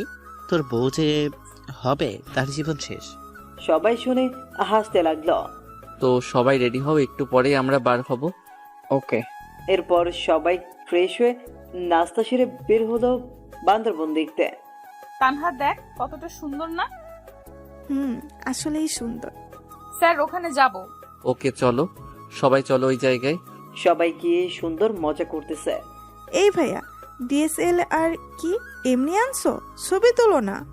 ও সরি, পোজ দাও, আমি তুলতেছি। বা ছবি তো সুন্দর উঠতেছে, তানহা দেখে যাও। বাহ ভাইয়া, তুমি এত কিছু শিখলা কি করে? তানহা থামো তো। এইভাবেই আনন্দ করতে করতে রাত বয়ে আসে। রাতে আবার এক গানের আনন্দে মেতে ওঠে সবাই। সাজিদ একাই গান গেয়ে যাচ্ছে, আর সবাই তা উপভোগ করতেছে। খুব ভালো গান বলেন তো আপনি। ধন্যবাদ, এখন সবাই ঘুমাতে যাও, কাল দেখা হবে। Good night. Good night sir. পরের দিন আবার সে এরকম করে কেটে গেল। এর পরের দিন বিকেল থেকে রওনা হয় বাসার উদ্দেশ্যে। স্যার ঝগড়া লাগছে পিছনে। কার কার? মোটু ভাই আর রনি সাহেবের। এরা 203 নাকি সবসময় লেগেই থাকে। ঠিক বলছেন, 203। স্যার আপনাকে একটা কথা বলি। বলেন। বাসায় যেতে তো অনেক রাত হয়ে যাবে, দয়া করে কি পৌঁছে দিবেন বাসায়? আচ্ছা। ধন্যবাদ স্যার। শোনো সবাই, যাদের যাদের এনজয় করার ইচ্ছা আছে তারা সামনে চলে আসো, এখন উড়াধুরা ডান্স শুরু হবে। যে যেমন ডান্স দিতে পারো দাও। আসলে অফিসের বস অন্য ছেলে হলে যেরকম হয়, কোনো পিকনিকের আসল মজাই হচ্ছে এটা। বাবা আমি আসছি। আরে চাচা, তো আর দেরি কেন, চলে আসেন। সবাই অনেকটা মজা করল। রাত 2টার দিকে গাড়ি এসে ফেরলো সেই চিরচেনা অফিসের সামনে। আস্তে আস্তে সবাই নেমে সাজিদের কাছ থেকে বিদায় নিয়ে চলে গেল। এখন বাকি আছে শুধু তানহা আর নীলা। নীলা, আমার শরীরটা ভালো না, অসুস্থ অসুস্থ লাগছে, তোমরা একাই যেতে পারবে না? এত রাতে কি করে যাব? ওকে চলো। জোর ছাড়তে খুব ভালো লাগছে নীলার, পাশাপাশি হাঁটতে, কাছাকাছি বাসা হয় বেশিক্ষণ লাগেনি যেতে। নীলা যাও তাহলে, আমি গেলাম। গেলাম মানে এত রাতে কই যাবেন আপনি? ভেতরে আসেন। রেগে বললো কথাটা। রাগটাও দেখি আগের মতোই। দেখেন স্যার, আমার সামনে এরকম মনে মনে কিছু বলবেন না। ভেতরে আসেন এখন। আম্মু, ইনি হচ্ছেন আমাদের বস। ও তুমি সাজিদ? আসসালামু আলাইকুম। মা, ক্ষুধা লাগছে, খেতে দাও। তোমরা বসো, আমি দিচ্ছি। আসলে আন্টি, আমাকে যেতে হবে এখন। আরে বাবা, এত রাতে কোথায় যাবা? রিক্সা, অটো কিছুই পাবে না। আর বর্তমানে যে ছিনতাইকারীদের জ্বালা, তুমি আজ রাতটা থেকে যাও। না আন্টি, সমস্যা নেই, যেতে পারবো। মামনি, যেতে যখন চাইছে যেতে দাও। সামনের ফাঁকা জায়গায় যে পেতনি থাকে সেটা তো তিনি আর জানেন না। যখন পিছু নেবে তখন নিজেই দৌড়ে চলে আসবে। কি কি বললা? পেতনি? ভয় চুপসে গেছে একদম। আহ তানহা, খামোকা ভয় বাড়িয়ে দিচ্ছিস। বাবা যাও, টয়লেট ওইদিকে, ফ্রেশ হয়ে আসো, আমি খাবার দিচ্ছি। সাজিদার কিছু না বলে ফ্রেশ হয়ে আসলো। তো মা, এনজয় কেমন করলি? সে কথা আর কি বলবো মামনি, যাদের এরকম বস থাকে তাদের এনজয় কি খারাপ হবে? মা, একদম সেই। সাজিদ চুপচাপ খেয়ে নিল। এরপর নীলা সাজিদকে তার রুম দেখিয়ে নিজের রুমে চলে গেল। এদিকে সাজিদ ঘুমোচ্ছে, অন্যদিকে তানহা নীলা গল্প করতেছে। গল্প করতে করতে তারাও ঘুমিয়ে গেল। সকাল 8টার দিকে নীলার ঘুম ভাঙে, আর সেও শয়তানি করে তানহার ঘুম ভাঙিয়ে দেয়। অফিস বন্ধ, তাই তেমন তাড়াহুড়োও নেই, কিন্তু যা ঘটার তা তো ঘটেই গেছে। জ্বরের কবলে সাজিদ একদম কাবু হয়ে বিছানায় শুয়ে আছে। না ইচ্ছে করছে উঠতে, না ইচ্ছে করছে ঘুমোতে। চুপচাপ শুয়ে আছে। একটু পর তানহা চা নিয়ে আসে। ভাইয়া, ভাইয়া ওঠো, তোমার চা। কিন্তু সাজিদের কোনো শব্দই নেই। এই ভাইয়া। বলো। তোমার কণ্ঠ এরকম লাগছে কেন? অসুস্থ নাকি? একটু অসুস্থ, তবে ঠিক হয়ে যাবে। দেখি দেখি। সে যেন তানহার ডাক শুনলই না, কপালে হাত দিল। ও মা, এটা একটু অসুস্থ। নীলা এদিকে আয়। জোরে ডাক দিল নীলাকে। কিরে, কি হয়েছে? জ্বর আসছে সেই। বলিস কি? তুই গিয়ে নাস্তা ওষুধ নিয়ে আয়, আমি দেখতেছি। নীলাও মাথায় হাত দিয়ে দেখে ভীষণ জ্বর। আমি বাসায় যাব, এখানে ভালো লাগছে না। কি বললেন? বাসায় গেলে দেখাশোনা করার জন্য বউ আছে নাকি? তা নেই, এরকম জ্বর আমাদের জন্য ব্যাপার না। চুপচাপ শুয়ে থাকেন। একটু পর তানহা নাস্তা আর ঔষধ নিয়ে আসলো। এরপর ধীরে ধীরে খেয়ে আবার শুয়ে পড়লো। তোমার শরীর খারাপ আর এই অবস্থায় বাসায় যেতে চাইছো? বাসায় গেলে খাইতে কি শুনি? সাজিদ চুপচাপ শুনতেছে কথা। এখন ঘুমান, আমি পট্টি দিয়ে দিতেছি। এমনিতেই সেরে যাবে, তার দরকার নেই। আপনারা মনে হয় নাস্তাও করেন নাই, যান নাস্তা করে নেন। চুপ করেন তো। এরপর পট্টি দিতে লাগলো। যে কোনো ব্যক্তি অসুস্থ হলে তারা চায় যে তাদের ভালোবাসার মানুষটা তাদের সেবা করুক। সাজিদ তো তার ব্যতিক্রম না। পট্টি দিতে দিতে নীলার ঠান্ডা হাতটা সাজিদের চোখে পড়তেছে, আর সাজিদের মনে হচ্ছে যে তার হাতটা যেন শরীরের সব তাপ শোষণ করে নিচ্ছে। সম্পূর্ণ এক অন্যরকম অনুভূতি সাজিদের মনে খেলা করছে। তানহা শুধু বসে বসে দেখতেছে আর মনে মনে হাসতেছে। এত কাছে এরা, অথচ নীলা বুঝতেই পারছে না যে সে তার সেই চিরচেনা মানুষটারই সেবা করছে। নীলা, আমার ভালো লাগছে না কিছু, বাসায় যাব আমি। ভালো লাগছে না জন্যই রেখেছি এখানে। ধ্যাত। আচ্ছা সত্যি করে বলেন তো, মাথায় পট্টি দিয়ে দিতেছি, আপনার কি খারাপ লাগছে? না। তাহলে বললেন কেন ভালো লাগছে না? ঢং করেন আমার সাথে? কি হলো, চুপ কেন? আসলে আমি তোমাকে কষ্ট দিতে চাচ্ছি না। সেই ছোটবেলায় মা মারা যায়, এরপর জ্বর হলেও জোটেনি ওষুধ। এমনি এমনি জ্বর সেরে যেত, কখনো খেয়ে কাটতো, কখনো বা না খেয়ে দিন কাটতো। আচ্ছা আপনার বাবার কি হয়েছে? ওসব বাদ দাও।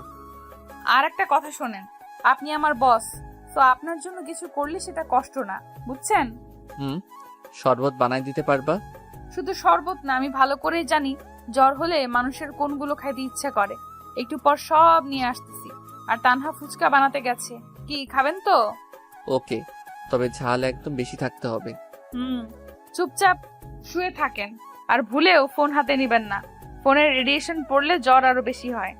জ্বর হলে কখনো চোখের সামনে নিয়ে ফোন টিপবেন না। ফোন থেকে যে রেডিয়েশন বের হয় তা অত্যন্ত ক্ষতিকর। আর চাপ নিবেন না মাথায় বেশি। যেমন জ্বর হলে বেশি পড়তে গেলে দেখবেন যে জ্বর আরো বেশি হইতেছে। আমার জ্বর আবার অন্যরকম, সারাদিন ভালো থাকে, কিন্তু সন্ধ্যা হলেই শুরু হয়, যারা 9টায় শেষ। যাই হোক, সবাই নিজেদের কাছের মানুষের খেয়াল রাখবেন। এখন রেস্ট নেন, আমি আসতেছি। একটু পর নীলা চলে আসলো। এই নেন, এখানে শরবত, চালতার আচার, একদম ঝাল, আর এটা হলো ঝাল মুড়ি। এত কিছু? তুমি তো দেখি অনেক ফাস্ট। এখনো কিছু হয় নাই স্যার, একটু পর আরো কিছু আসতেছে। আরো কিছু? এগুলো তো একাই শেষ করতে পারবো না, তোমরা হেল্প করো একটু। ওকে, তা করবো, এখন শুরু করো। এরপর সাজিদ নীলা তানহা খাওয়া শুরু করলো। কেমন হয়েছে? সেই। তানহা ফুচকা আন। এরপর একটু আড্ডা দিল সবাই মিলে। স্যার আপনি একটু ঘুমান এখন। হুম। কিন্তু ঘুমানোর চেষ্টা করলেই কি ঘুম আসে জ্বরের মাঝে? ঘুম আসে না তো। ওকে আমি মাথায় হাত বুলিয়ে দিচ্ছি, আপনি চেষ্টা করেন ঘুমানোর। এমন ভালোবাসা কে না চায়? আসলে প্রতিটা মেয়ে তাদের যার যার ঘরে ডাক্তার, যারা ঔষধ ছাড়াই জ্বরকে ভালো করে দিতে পারে। আস্তে আস্তে ইমরান ঘুমিয়ে যায়। বিকেলের দিকে নীলার ডাকে ঘুম ভাঙে। স্যার বলো। জ্বরটা একটু কমছে, গোসলটা করে নেন এখন। গোসল করলে যদি বেশি হয়? সম্পূর্ণ শরীর না ভিজিয়ে মাথাটা ভেজান আর শরীরে ভেজা কাপড় দিয়ে মুছে নেন, ভালো লাগবে। ওকে। আসলেই বেশ ভালো লাগতেছে। এরপর খাওয়া শেষ করে 1 কাপ চা খেয়ে বাসার দিকে রওনা হয়। কিন্তু জ্বর কি একদিনেই পিছু ছাড়ার পাত্র? বাসার গেটে আসতেই যা যা খেয়েছে তা বের করে দিল মুখ দিয়ে। আস্তে আস্তে জ্বরটাও বাড়তে লাগলো। সাজিদও সুন্দর করে কাঁথা মুড়ি দিয়ে ঘুমিয়ে পড়লো। সন্ধ্যার দিকে অনেকটা ঠান্ডা লাগতেছে। শুয়ে পড়তেই ঘুম ঘনিয়ে আসে চোখে। রাত 2টায় ঘুম ভেঙে যায়। আর আসে না ঘুম। এখন কোনো রকম যন্ত্রণা কাজ করতেছে শরীরে। মনে হচ্ছে এর থেকে মরাই ভালো। কোনো রকম রাতটা পার করে দিল। হ্যালো চাচা। হ্যাঁ বাবা, হঠাৎ এত সকালে? চাচা আমার জন্য কিছু খাবার আর জ্বরের ওষুধ নিয়ে আসেন তো একটু। ওকে, আমি এক্ষুনি আসতেছি। একটু পর সব নিয়ে আসলো। চাচা আর আজ সবাইকে অর্ধেক বেলা কাজ করে ছুটি দিয়ে দিন। সময় মতো সবাই চলে আসলো। তখন পিয়ন সবাইকে জানিয়ে দিল। চাচা স্যারের অসুখ ভালো হয় নাই। না মা, আরো বেশি হয়েছে। সকালে গিয়ে খাবার ওষুধ কিনে দিয়েছি। ও, ওনার বাসার ঠিকানাটা দেন তো।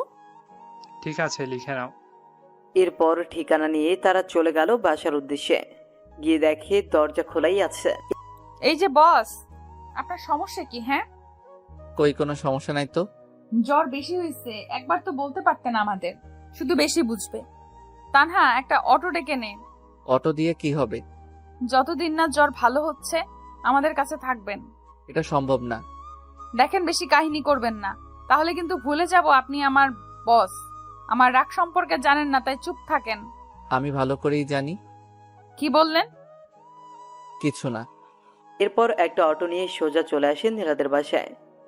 আচ্ছা, আমি তোমাদের বাসায় কেন যাব? মানুষ তো এমনি বলবে যে আমি কে হই তোমাদের। তুমি আমার ভাইয়া না, হুম। তাহলে আবার এই কথা কেন? শোনেন মিস্টার, মানুষ কি বললো না বললো তাতে আমার যায় আসে না। কি বাবা, অসুস্থ হয়েছো? তা একবারও আমাদের জানানোর প্রয়োজন মনে করলে না? পরপর ভাবো আমাদের, তাই না? হুম, তা তো অবশ্যই। পৃথিবীতে কেউ কারো আপন নয়। মানে? আন্টি, সবাইকে তো একদিন মরতে হবে, যেমনটা আমার মা আমায় রেখে গেছে। হয়েছে, আর বেশি বয়ান ছাড়া লাগবে না। হুম। এখন রেস্ট নেন, আমি পানি নিয়ে আসতেছি। ভাইয়া দেখছো কি কেয়ার করতেছে তোমার। তোমার যদি জানে তুমি ইমরান, তখন না জানে কি করবে আবার। কি আর করবে, যে রাগী আমার জীবনটা শেষ করবে। তানহা, তুই খাবার নিয়ে আয়, আমি মাথায় পানি দিয়ে দিচ্ছি। ওকে। শুয়ে পড়ুন তো। এরপর পানি দিতে লাগলো। কেমন লাগছে এখন? ভালো। শুধু ভালো লাগছে না, অনেকটা স্বস্তিও পাচ্ছি। শুয়ে থাকেন, আমি দিচ্ছি। এইভাবে সেবা করতে থাকে নীলা। জ্বর একটু কমলেও সাজিদকে অফিসে যেতে দেয়নি। পরের দিন তানহা নীলাকে, এখন তো জ্বর কম, এখন বাসায় যাই। না, কাল সকালে এখান থেকে অফিসে যাবেন। কেন? রাতে যদি আবার জ্বর আসে। ও। ছাদে আড্ডা দেই, চলেন। ওকে। জানেন স্যার, আমার জীবনে যে সামনে কি হতে চলেছে কিছুই বুঝতেছি না। যাকে চাই তাকে খুঁজে বেড়াই, কিন্তু পাই না। আপনার জীবন সম্পর্কে বলুন একটু শুনি। আমার জীবন নিয়ে কি বলবো? আপনি কি বলেন? আপনি না বললেন বাবা মা নেই, তারা কিভাবে মারা গেল? মা মারা গেছে অসুস্থ হয়ে, আর বাবাকে হারিয়েছি মা মারা যাওয়ার 2 মাস পরে। তাহলে ছোটকালটা আপনার খুব প্যারাময় ছিল, তাই না? শুধু প্যারা না, আরো অনেক কষ্ট ছিল। আসলে কষ্টের পর সুখ আসে, তাই না? কি জানি, হবে হয়তো। আমি কবে দেখা পাবো? কিসের, সুখের নাকি ছেলেটার? দুটোরই। কে সেই ছেলে? ওর নাম ইমরান। শেষে আমায় একটা চিঠি দিয়ে চলে গেছে। আজ পর্যন্ত অনেক খুঁজেছি কিন্তু পাইনি। ও বাবা, তাড়াতাড়ি দেখিও। চলেন, ঘুমাবেন এখন। শোনো। বলেন। Good night. Good night. পরদিন সকালে ফ্রেশ হয়ে চলে গেল সবাই অফিসের দিকে। বাবা কেমন আছো? আলহামদুলিল্লাহ চাচা। জ্বর কমেছে কি? হ্যাঁ চাচা, যে ট্রিটমেন্ট দিছে জ্বর ভালো না হয়ে কই যাবে।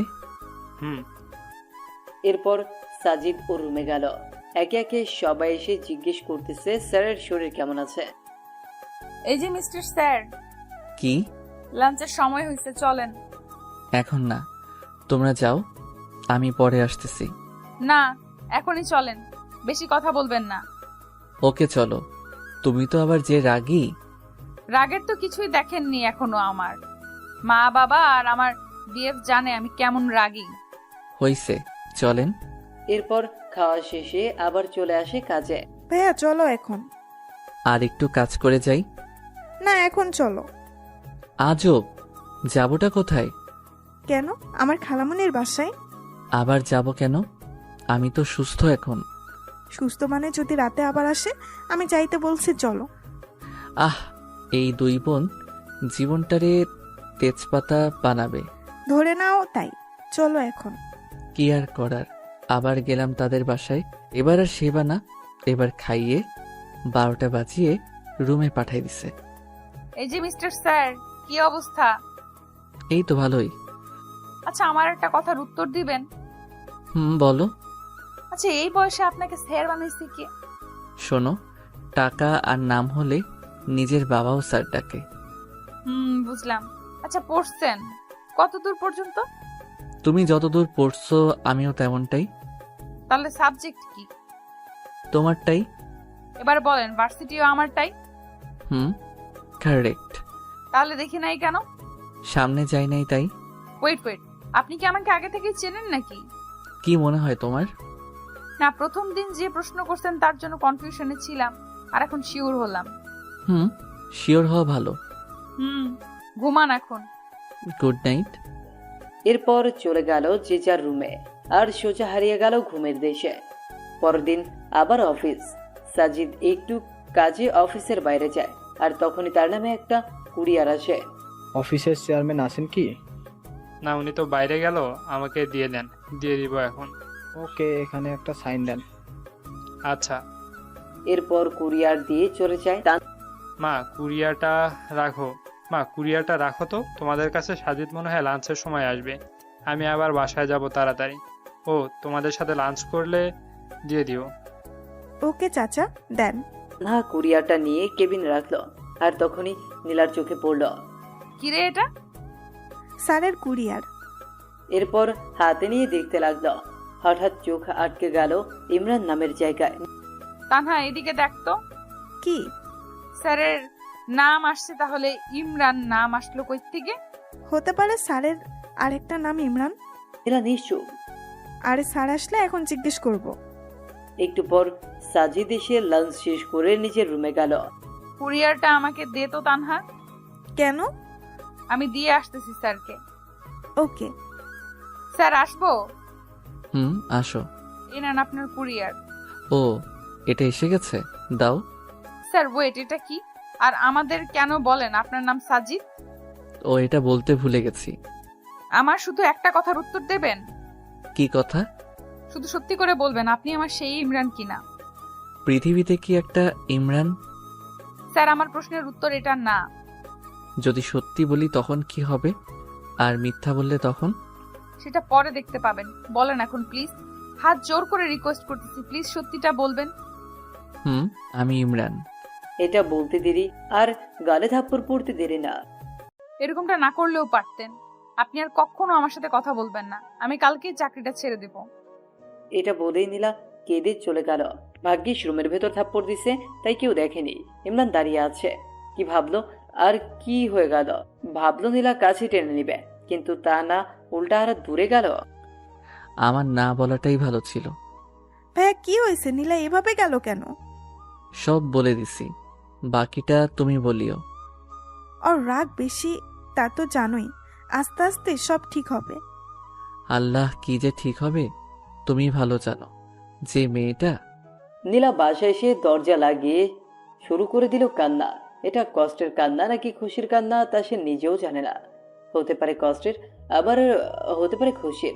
এতদিন ধরে যাকে খুঁজে আসতেছে তাকে পেয়েছে আজ, খুশি তো হবেই। আর ইমরান এতদিন আশেপাশে থেকেও কোনোদিন পরিচয় দেওয়ার প্রয়োজন মনে করেনি। এটা ভেবে হয়তো কষ্ট পেতে পারে। মানুষের জীবন যে কখন কি হয় বলা কঠিন। কি রে মা, দরজা খুলতো, শুনি কি হয়েছে। আমাকে বলবি না তুই? তুই বলতি না আমি তোর বেস্ট ফ্রেন্ড, আর আজ আমাকে বলবি না? নীলা আর থাকতে না পেরে দরজা খুলে আবার কান্না শুরু করে দেয়, তবে এবার তার মাকে জড়িয়ে ধরে। আরে পাগলি মেয়ে, এরকম করে কেউ কাঁদে নাকি? কি হয়েছে সেটা তো বলবি।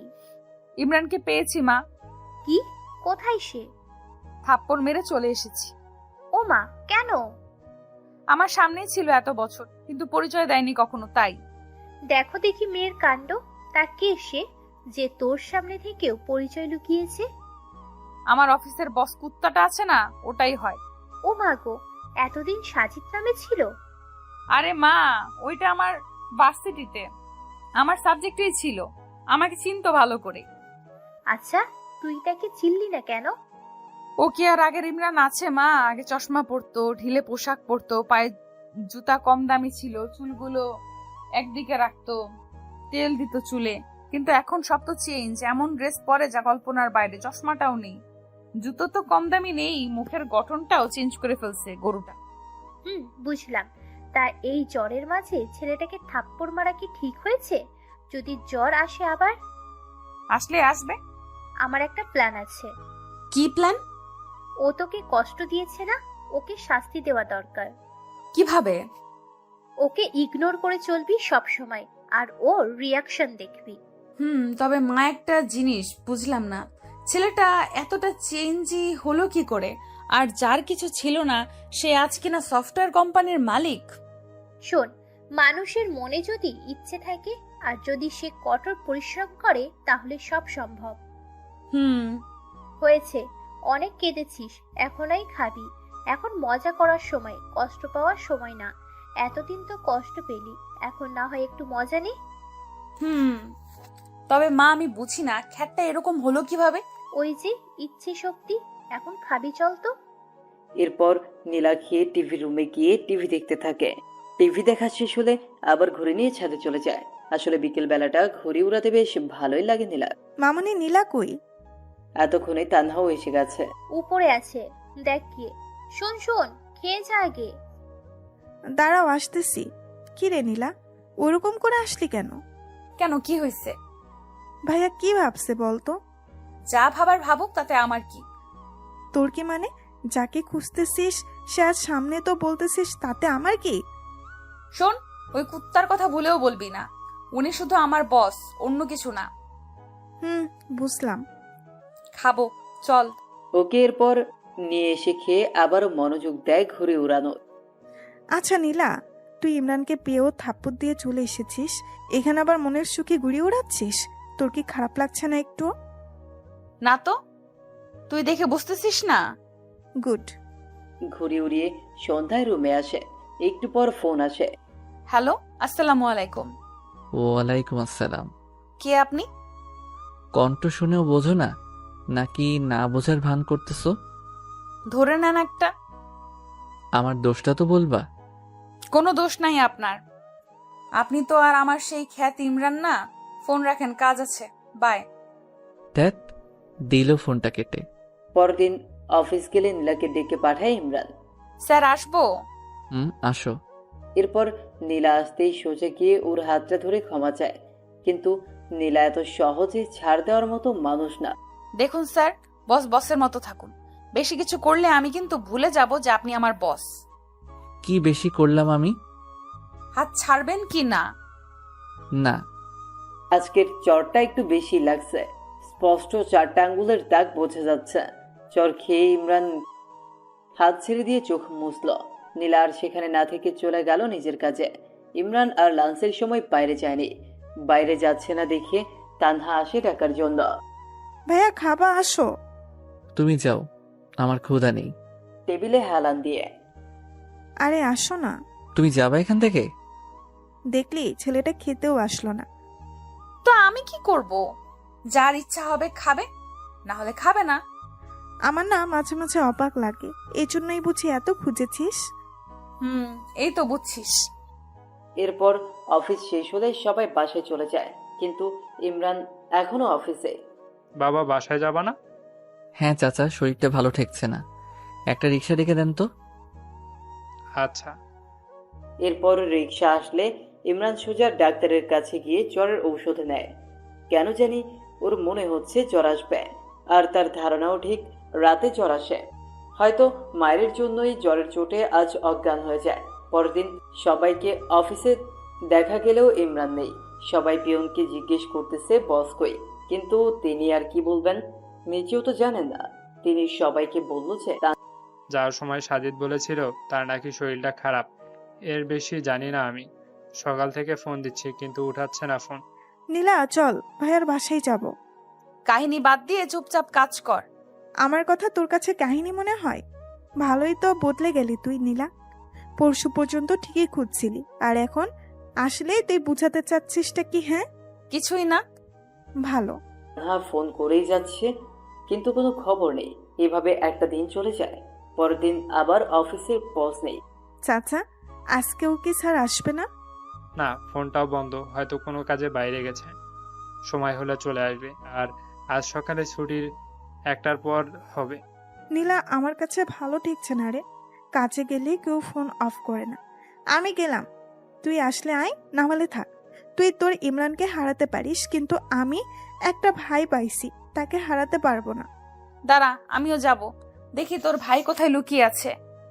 এরপর দুজন সোজা চলে যায় ইমরানের বাসায়, কিন্তু ইমরান থাকলে তো দেখা পাবে। হ্যালো চাচা, স্যারের বাসায় তো তালা দেওয়া। স্যার কোথায় দয়া করে বলবেন প্লিজ? আসলে চাচা প্লিজ সত্যিটা বলেন। হাসপাতালে। মানে ওখানে কেন? অসুস্থ অনেক, তাই বাসায় দেখাশোনা করে কেউ নাই, তাই আজ সকালে হাসপাতালে ভর্তি করাইছি। কোন জায়গায়? ল্যাব এইডে আছে এখন। আচ্ছা। কি হলো, কোথায় এখন? হাসপাতালে। হোয়াট? এটাই তো চাইছিলি তাই না? চল। কোথায়? যে হসপিটালে আছে সেখানে। ওকে। এরপর তারা সোজা চলে যায় হাসপাতালে। অফিসের লোকের কাছে কেবিন নাম্বার নিয়ে চলে যায় তার কাছে। দেখ কত ভালোভাবে শুয়ে আছে। শুয়ে আছে না, ঘুমের ওষুধ দিছি। এরপর তানহা মাথায় হাত দিল, আর নীলার হাতটাও নিয়ে গিয়ে দিল মাথায়। দেখলি কিরকম জ্বর? এসব তোর জন্যই হয়েছে। কি মাইটটাই না দিছিস আল্লাহ। আচ্ছা তোর রুমালটা দে, এর মাথাটা ঠান্ডা করি পট্টি দিয়ে। হঠাৎ মাথায় ঠান্ডা অনুভব হয়। কিছুক্ষণ পর ঘুম ভেঙে যায় ইমরানের, কিন্তু কেন জানি চোখ খুলতে পারছে না। পারবেই বা কি করে? নীলার এক হাত তো তার চোখে। হঠাৎ কারো কণ্ঠ শুনে জোরে উঠে পড়ে ইমরান। নীলা আবার টেনে নামায় নিচে। তোমরা এখানে কেন, কোনো সমস্যা? আসলে সমস্যা, তবে আমার না তোমার। আমাকে তো সহ্য করতে পারো না। চুপচাপ শুয়ে থাকেন, কথা বললে দিব একটা বসিয়ে। ওই তোমার সমস্যা কি? কথায় কথায় শুধু মায়ের আর মায়ের। তোমাকে এখানে কেউ আসতে বলছে কষ্ট করে? হ্যাঁ আসলা কেন? তাও মগের মূল্য পাইছো। ইচ্ছা হলে মারবা, ইচ্ছা হলে চলে যাবা। তোমার হিসেবে আমি কি কষ্ট পাইনি 6 বছর? আরে তুমি তো বাবার হোটেলে ছিলা, বুঝবা কি? আমি হারে হারে বুঝেছি জীবনটা আসলে কি। প্রতিটা সময় গেছে এই সমাজের লোকদের সাথে যুদ্ধ করে নিজেকে তাদের সমতুল্য করে তুলতে। তারপর তোমাকে ভুলিনি। মেয়েরা না ছেলেদের স্মার্টনেসকে ভালোবাসে, টাকা পয়সা ভালোবাসে, অন্য কিছু না। তোমার কি মনে হয় আমি এতদিনে প্রপোজাল পাইনি? আরে তোমার সামনেই তো তোমার বোন সেদিন প্রপোজ করছে, আর বাকিগুলো না হয় নাই বললাম। তারপরও কারোর সাথে প্রেমে জড়াইনি, কারণ একটাই, তোমাকে ভালোবাসি। প্রতিটা দিন কাছ থেকে না হলেও দূর থেকে দেখেছি। আমারও ইচ্ছা ছিল তোমার কাছে যাওয়া, কথা বলা, কিন্তু পারিনি। আগে প্রতিষ্ঠিত হতে চেয়েছি, আর তুমি ভাবো যে শুধু তুমি কষ্ট পাইছো। বাবা, স্যারের দেখি মুখ দিয়ে বুলেটও বার হয়। স্যার এখন এখান থেকে আমার বাড়ি চলেন। কেন? একদিন ট্রিটমেন্ট না করেই জ্বর হাইয়ে উঠছে, আরও যদি এখন ট্রিটমেন্ট ছেড়ে দেই তখন তো জ্বরের টেম্পারেচার বেড়ে পার হয়ে চলে যাবে। হয়েছে, আমাকে নিয়ে ভাবতে হবে না। 6 বছর যাকে নিয়ে ভাবলাম তাকে এত তাড়াতাড়ি কেমনে ভুলি? ভালো। যাবেন কি এখন? না। আরে আরে নীলা, ছেলেটার জ্বর রে। আঙুল বাঁকা না করলে ঘি ওঠে না রে। কি এখন যাবেন তো স্যার? ইমরান কিছু না বলে চুপ করে আছে। এই যে স্যার, উঠবেন কি এখন? হুম। এরপর হাসপাতাল থেকে তারা চলে গেল তাদের বাসায়। কি বাবা, কেমন আছো? এই তো একটু অসুস্থ আন্টি। মা, স্যার আমাদের সাথে থাকবে এখানে এখন থেকে। আচ্ছা। না, আমি থাকবো না। কেন? এমনি। আমি থাকতে বলছি, থাকবেন। চুপ, একদম চুপ। তোমার সব কথা শুনবো নাকি? হবে। সম্ভব না, অনেক সহ্য করছি, আর না। চুপচাপ শুয়ে থাকেন এখানে। ইমরানকে শুইয়ে দিয়ে নীলা চলে গেল পানি আনতে। এবার আবার শুরু করলো পানি দেওয়া। মাইটা খুব লাগছে তাই না? হুম। রাগ তোলায় দাও কেন তাহলে? এতদিন আমার সামনে থেকেও একবার বলার প্রয়োজন মনে করনি? তুমি জানো তোমাকে খুঁজতে গিয়ে কত জনের কত কথা শুনতে হয়েছে, কত কষ্ট করতে হয়েছে। তোমার আশা তো ছেড়েই দিছি। আমি শুধু আল্লাহর কাছে বলছি, আল্লাহ প্লিজ একবার ইমরানের সাথে একটা বার দেখা করার সুযোগ দিও। আর কিচ্ছু চাই না। আমাকে বললে কি এমন ক্ষতি হতো তোমার বলো? কিছুই না, আগে নিজেকে চেঞ্জ করতে চেয়েছি। তুমি তো বলেছো চুল না কাটলে, শার্ট জুতা না পাল্টালে তোমার সামনে না আসি, তাই আসি নাই। আমি রেগে বসি জন্য তুইও সেটা মাইন্ডে নিবি কুত্তা? ওই কি তুই তুকারি করে গালি দিচ্ছ? আমি তোমার বস বলে যেও না। ওই শোন, তুই আমার ক্লাসমেট, ওকে? এটা তোর অফিস না, তো বস বস করবি না। আচ্ছা, নিজেকে এত সহজে পাল্টালেন কি করে? নীলা পট্টি দিতে লাগলো, প্রশ্ন করতেছে। সহজ, এর থেকে কঠিন কিছু নেই। যে ছেলে কাপড়ের মুখ দেখেনি সেই ছেলেটা এইরকম কাপড় জুতা পরার জন্য দিনরাত এক করে কষ্ট করেছে। দিনে প্রাইভেট আর রাতে পার্ট টাইম জব। জানো, ভার্সিটি লাইফে শুধু ভাবতাম কোন দিন শুক্রবার আসবে আর কোন দিন আমি শান্তি মতো একটু ঘুমাবো, কারণ শুক্রবার ছাড়া অন্য কোনো দিন ঘুমানোর সময় পাইতাম না। তো পাল্টাতে কে বলেছে? আর কে বলছে এত কষ্ট করতে? কেউ বলেনি, শুধু খ্যাতনামটা নিজেকে খুব কষ্ট দিত। সামান্য কলেজে যতবার শুনেছি, না জানি এরকম থাকলে ভার্সিটিতে কতবার শুনতে হবে। এটা ভাবতেই শরীরটা শিউরে ওঠে। তাই চিন্তা করেছি, যদি চান্স পাই নিজেকে বদলাতে পারলে যাবই না ভার্সিটিতে। সব বুঝলাম। আর এই কোম্পানিটা, এটা কিভাবে সম্ভব? এটা এক বড় ভাইয়ের সহযোগিতাই করেছি। ও, এখন ঘুমান, আমি মাথায় তেল দিয়ে দেই। না থাক, লাগবে না। একটা কথা বলবো? হুম। এত বছর অনেক কষ্ট দিচ্ছেন, অনেক কাঁদাইছেন। প্লিজ হাত জোর করে বলি আর কষ্ট দিয়েন না। একবার হারাইছি আপনাকে, আর হারাতে চাই না। প্লিজ যা করতে চাই করতে দেন। আর আমি রেগে গিয়ে কিছু বললে বা করলে সেটা মনে নিয়েন না। রেগে গিয়ে মারবা? আমি সহ্য করব নাকি? পরে আপনিও মারবেন, তাহলেই তো হয়। এখন যা করতে চাচ্ছি করতে দেন। ওকে। মানুষের জ্বর হলে মাথায় পট্টি দেওয়া, তেল দেওয়া মতো কেউ থাকলে আর কিছু লাগেই না। আর যাদের কেউ নেই তাদের অবস্থা আমার মতো। পুকুর পাড়ে বসে থাকা, মাঝে মাঝে বমি করার মতো অবস্থা হয়। একবার আমার জ্বর হয়েছিল, বমি করছিলাম যখন, তখন মা এসে আমার মাথার 2 সাইড চেপে ধরছিল। সত্যি এরকম ভালো যে জ্বরের মাঝে লাগে তা কখনো জানা ছিল না। থাক, ওসব না বলে গল্পে ফিরে। ইমরান তো বেশ মজাতেই আছে। সারাদিন মেয়ে পাশে সেবা করে যাচ্ছে, আর কষ্টে আছি আমি, কেউ নেই পাশে। নীলা মাথায় তেল দিয়ে দিতে দিতে ইমরান ঘুমিয়ে পড়ে, কিন্তু নীলা থেমে থাকে না। সে 11টায় বসেছে ইমরানের পাশে, বিকেল 3টে পর্যন্ত পাশেই বসে আছে। এর মধ্যে ইমরানের ঘুম ভেঙে যায়। তুমি এখনো এরকম করে দিচ্ছ? বললাম না একবার হারাইছি আর হারাইতে পারবো না। যাও, এখন গোসল করে খাও। ওকে। নীলা গেলে আবার তানহা চলে আসে। ভাইয়া কি অবস্থা এখন? ভালো লাগছে না কিছুই। কিছু খাবা ভাইয়া? না। আচ্ছা শোনো, তুমি এই টয়লেটে গিয়ে পাটা একটু মুছে নাও, আমি শরবত আনতেছি। আচ্ছা। এরপর নীলা গোসল সেরে আসে আর ইমরান ওর গা মুছে ভেতরের সব বার করে দেয়। হইছে, এখন পেট খালি। হুম, কি খাবেন এখন? কিছু না। কিছু না বললেই হলো। আমি ফুচকা আনছি, সবাই খাবো, খেয়ে আবার ওষুধ খেতে হবে। ওকে। খাওয়া শেষে আবার একটু শুয়ে পড়ে। জ্বরটা একটু হালকা হালকা লাগছে, কিন্তু এত সহজে কি বাঁচা যায়? রাতে আবার সেই জ্বর, আর নীলার কষ্ট আবার শুরু। সারাটা রাত পাশে থেকে সেবা করে জ্বরটা কন্ট্রোলে নিয়ে আসে। সকালে ইমরান ঘুম থেকে উঠে দেখে নীলা টেবিলে হেলান দিয়ে ঘুমিয়ে পড়েছে। নীলা, নীলা। হুম হুম, ঘুম ভাঙছে। হুম এখন কেমন লাগছে? ভালো। মনে হয় জ্বরটা ভালো হয়েছে। তুমি ঘুমাও, আমি একটু বাইরে থেকে আসি। আচ্ছা। এরপর নীলা ও রুমে গিয়ে ঘুমিয়ে পড়লো। একটু পরে ইমরান রেডি হচ্ছে অফিসে যাওয়ার জন্য। কি হইল ভাইয়া, রেডি হয়ে কই যাও? কই আবার অফিসে যাব? তোমার মাথা খারাপ? এখনো জ্বর ভালোই হয় নাই, আর তাতেই কাজে। তোমার কাজ আজ আমরা করে দিব, তুমি রেস্ট নাও এখন।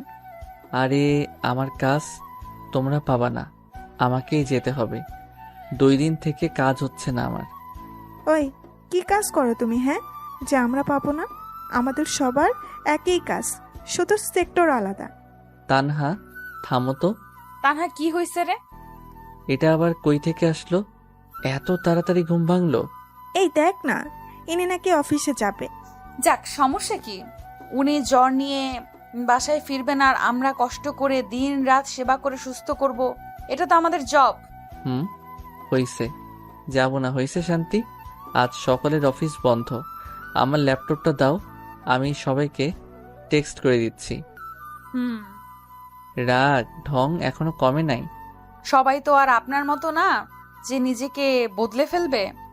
কথাও দেখি বেশি বলে এখন তানহা। সব বদলাইলেও ঝগড়া করার অভ্যাসটা বদলায়নি। কেন জিজ্ঞেস করতো তানহা?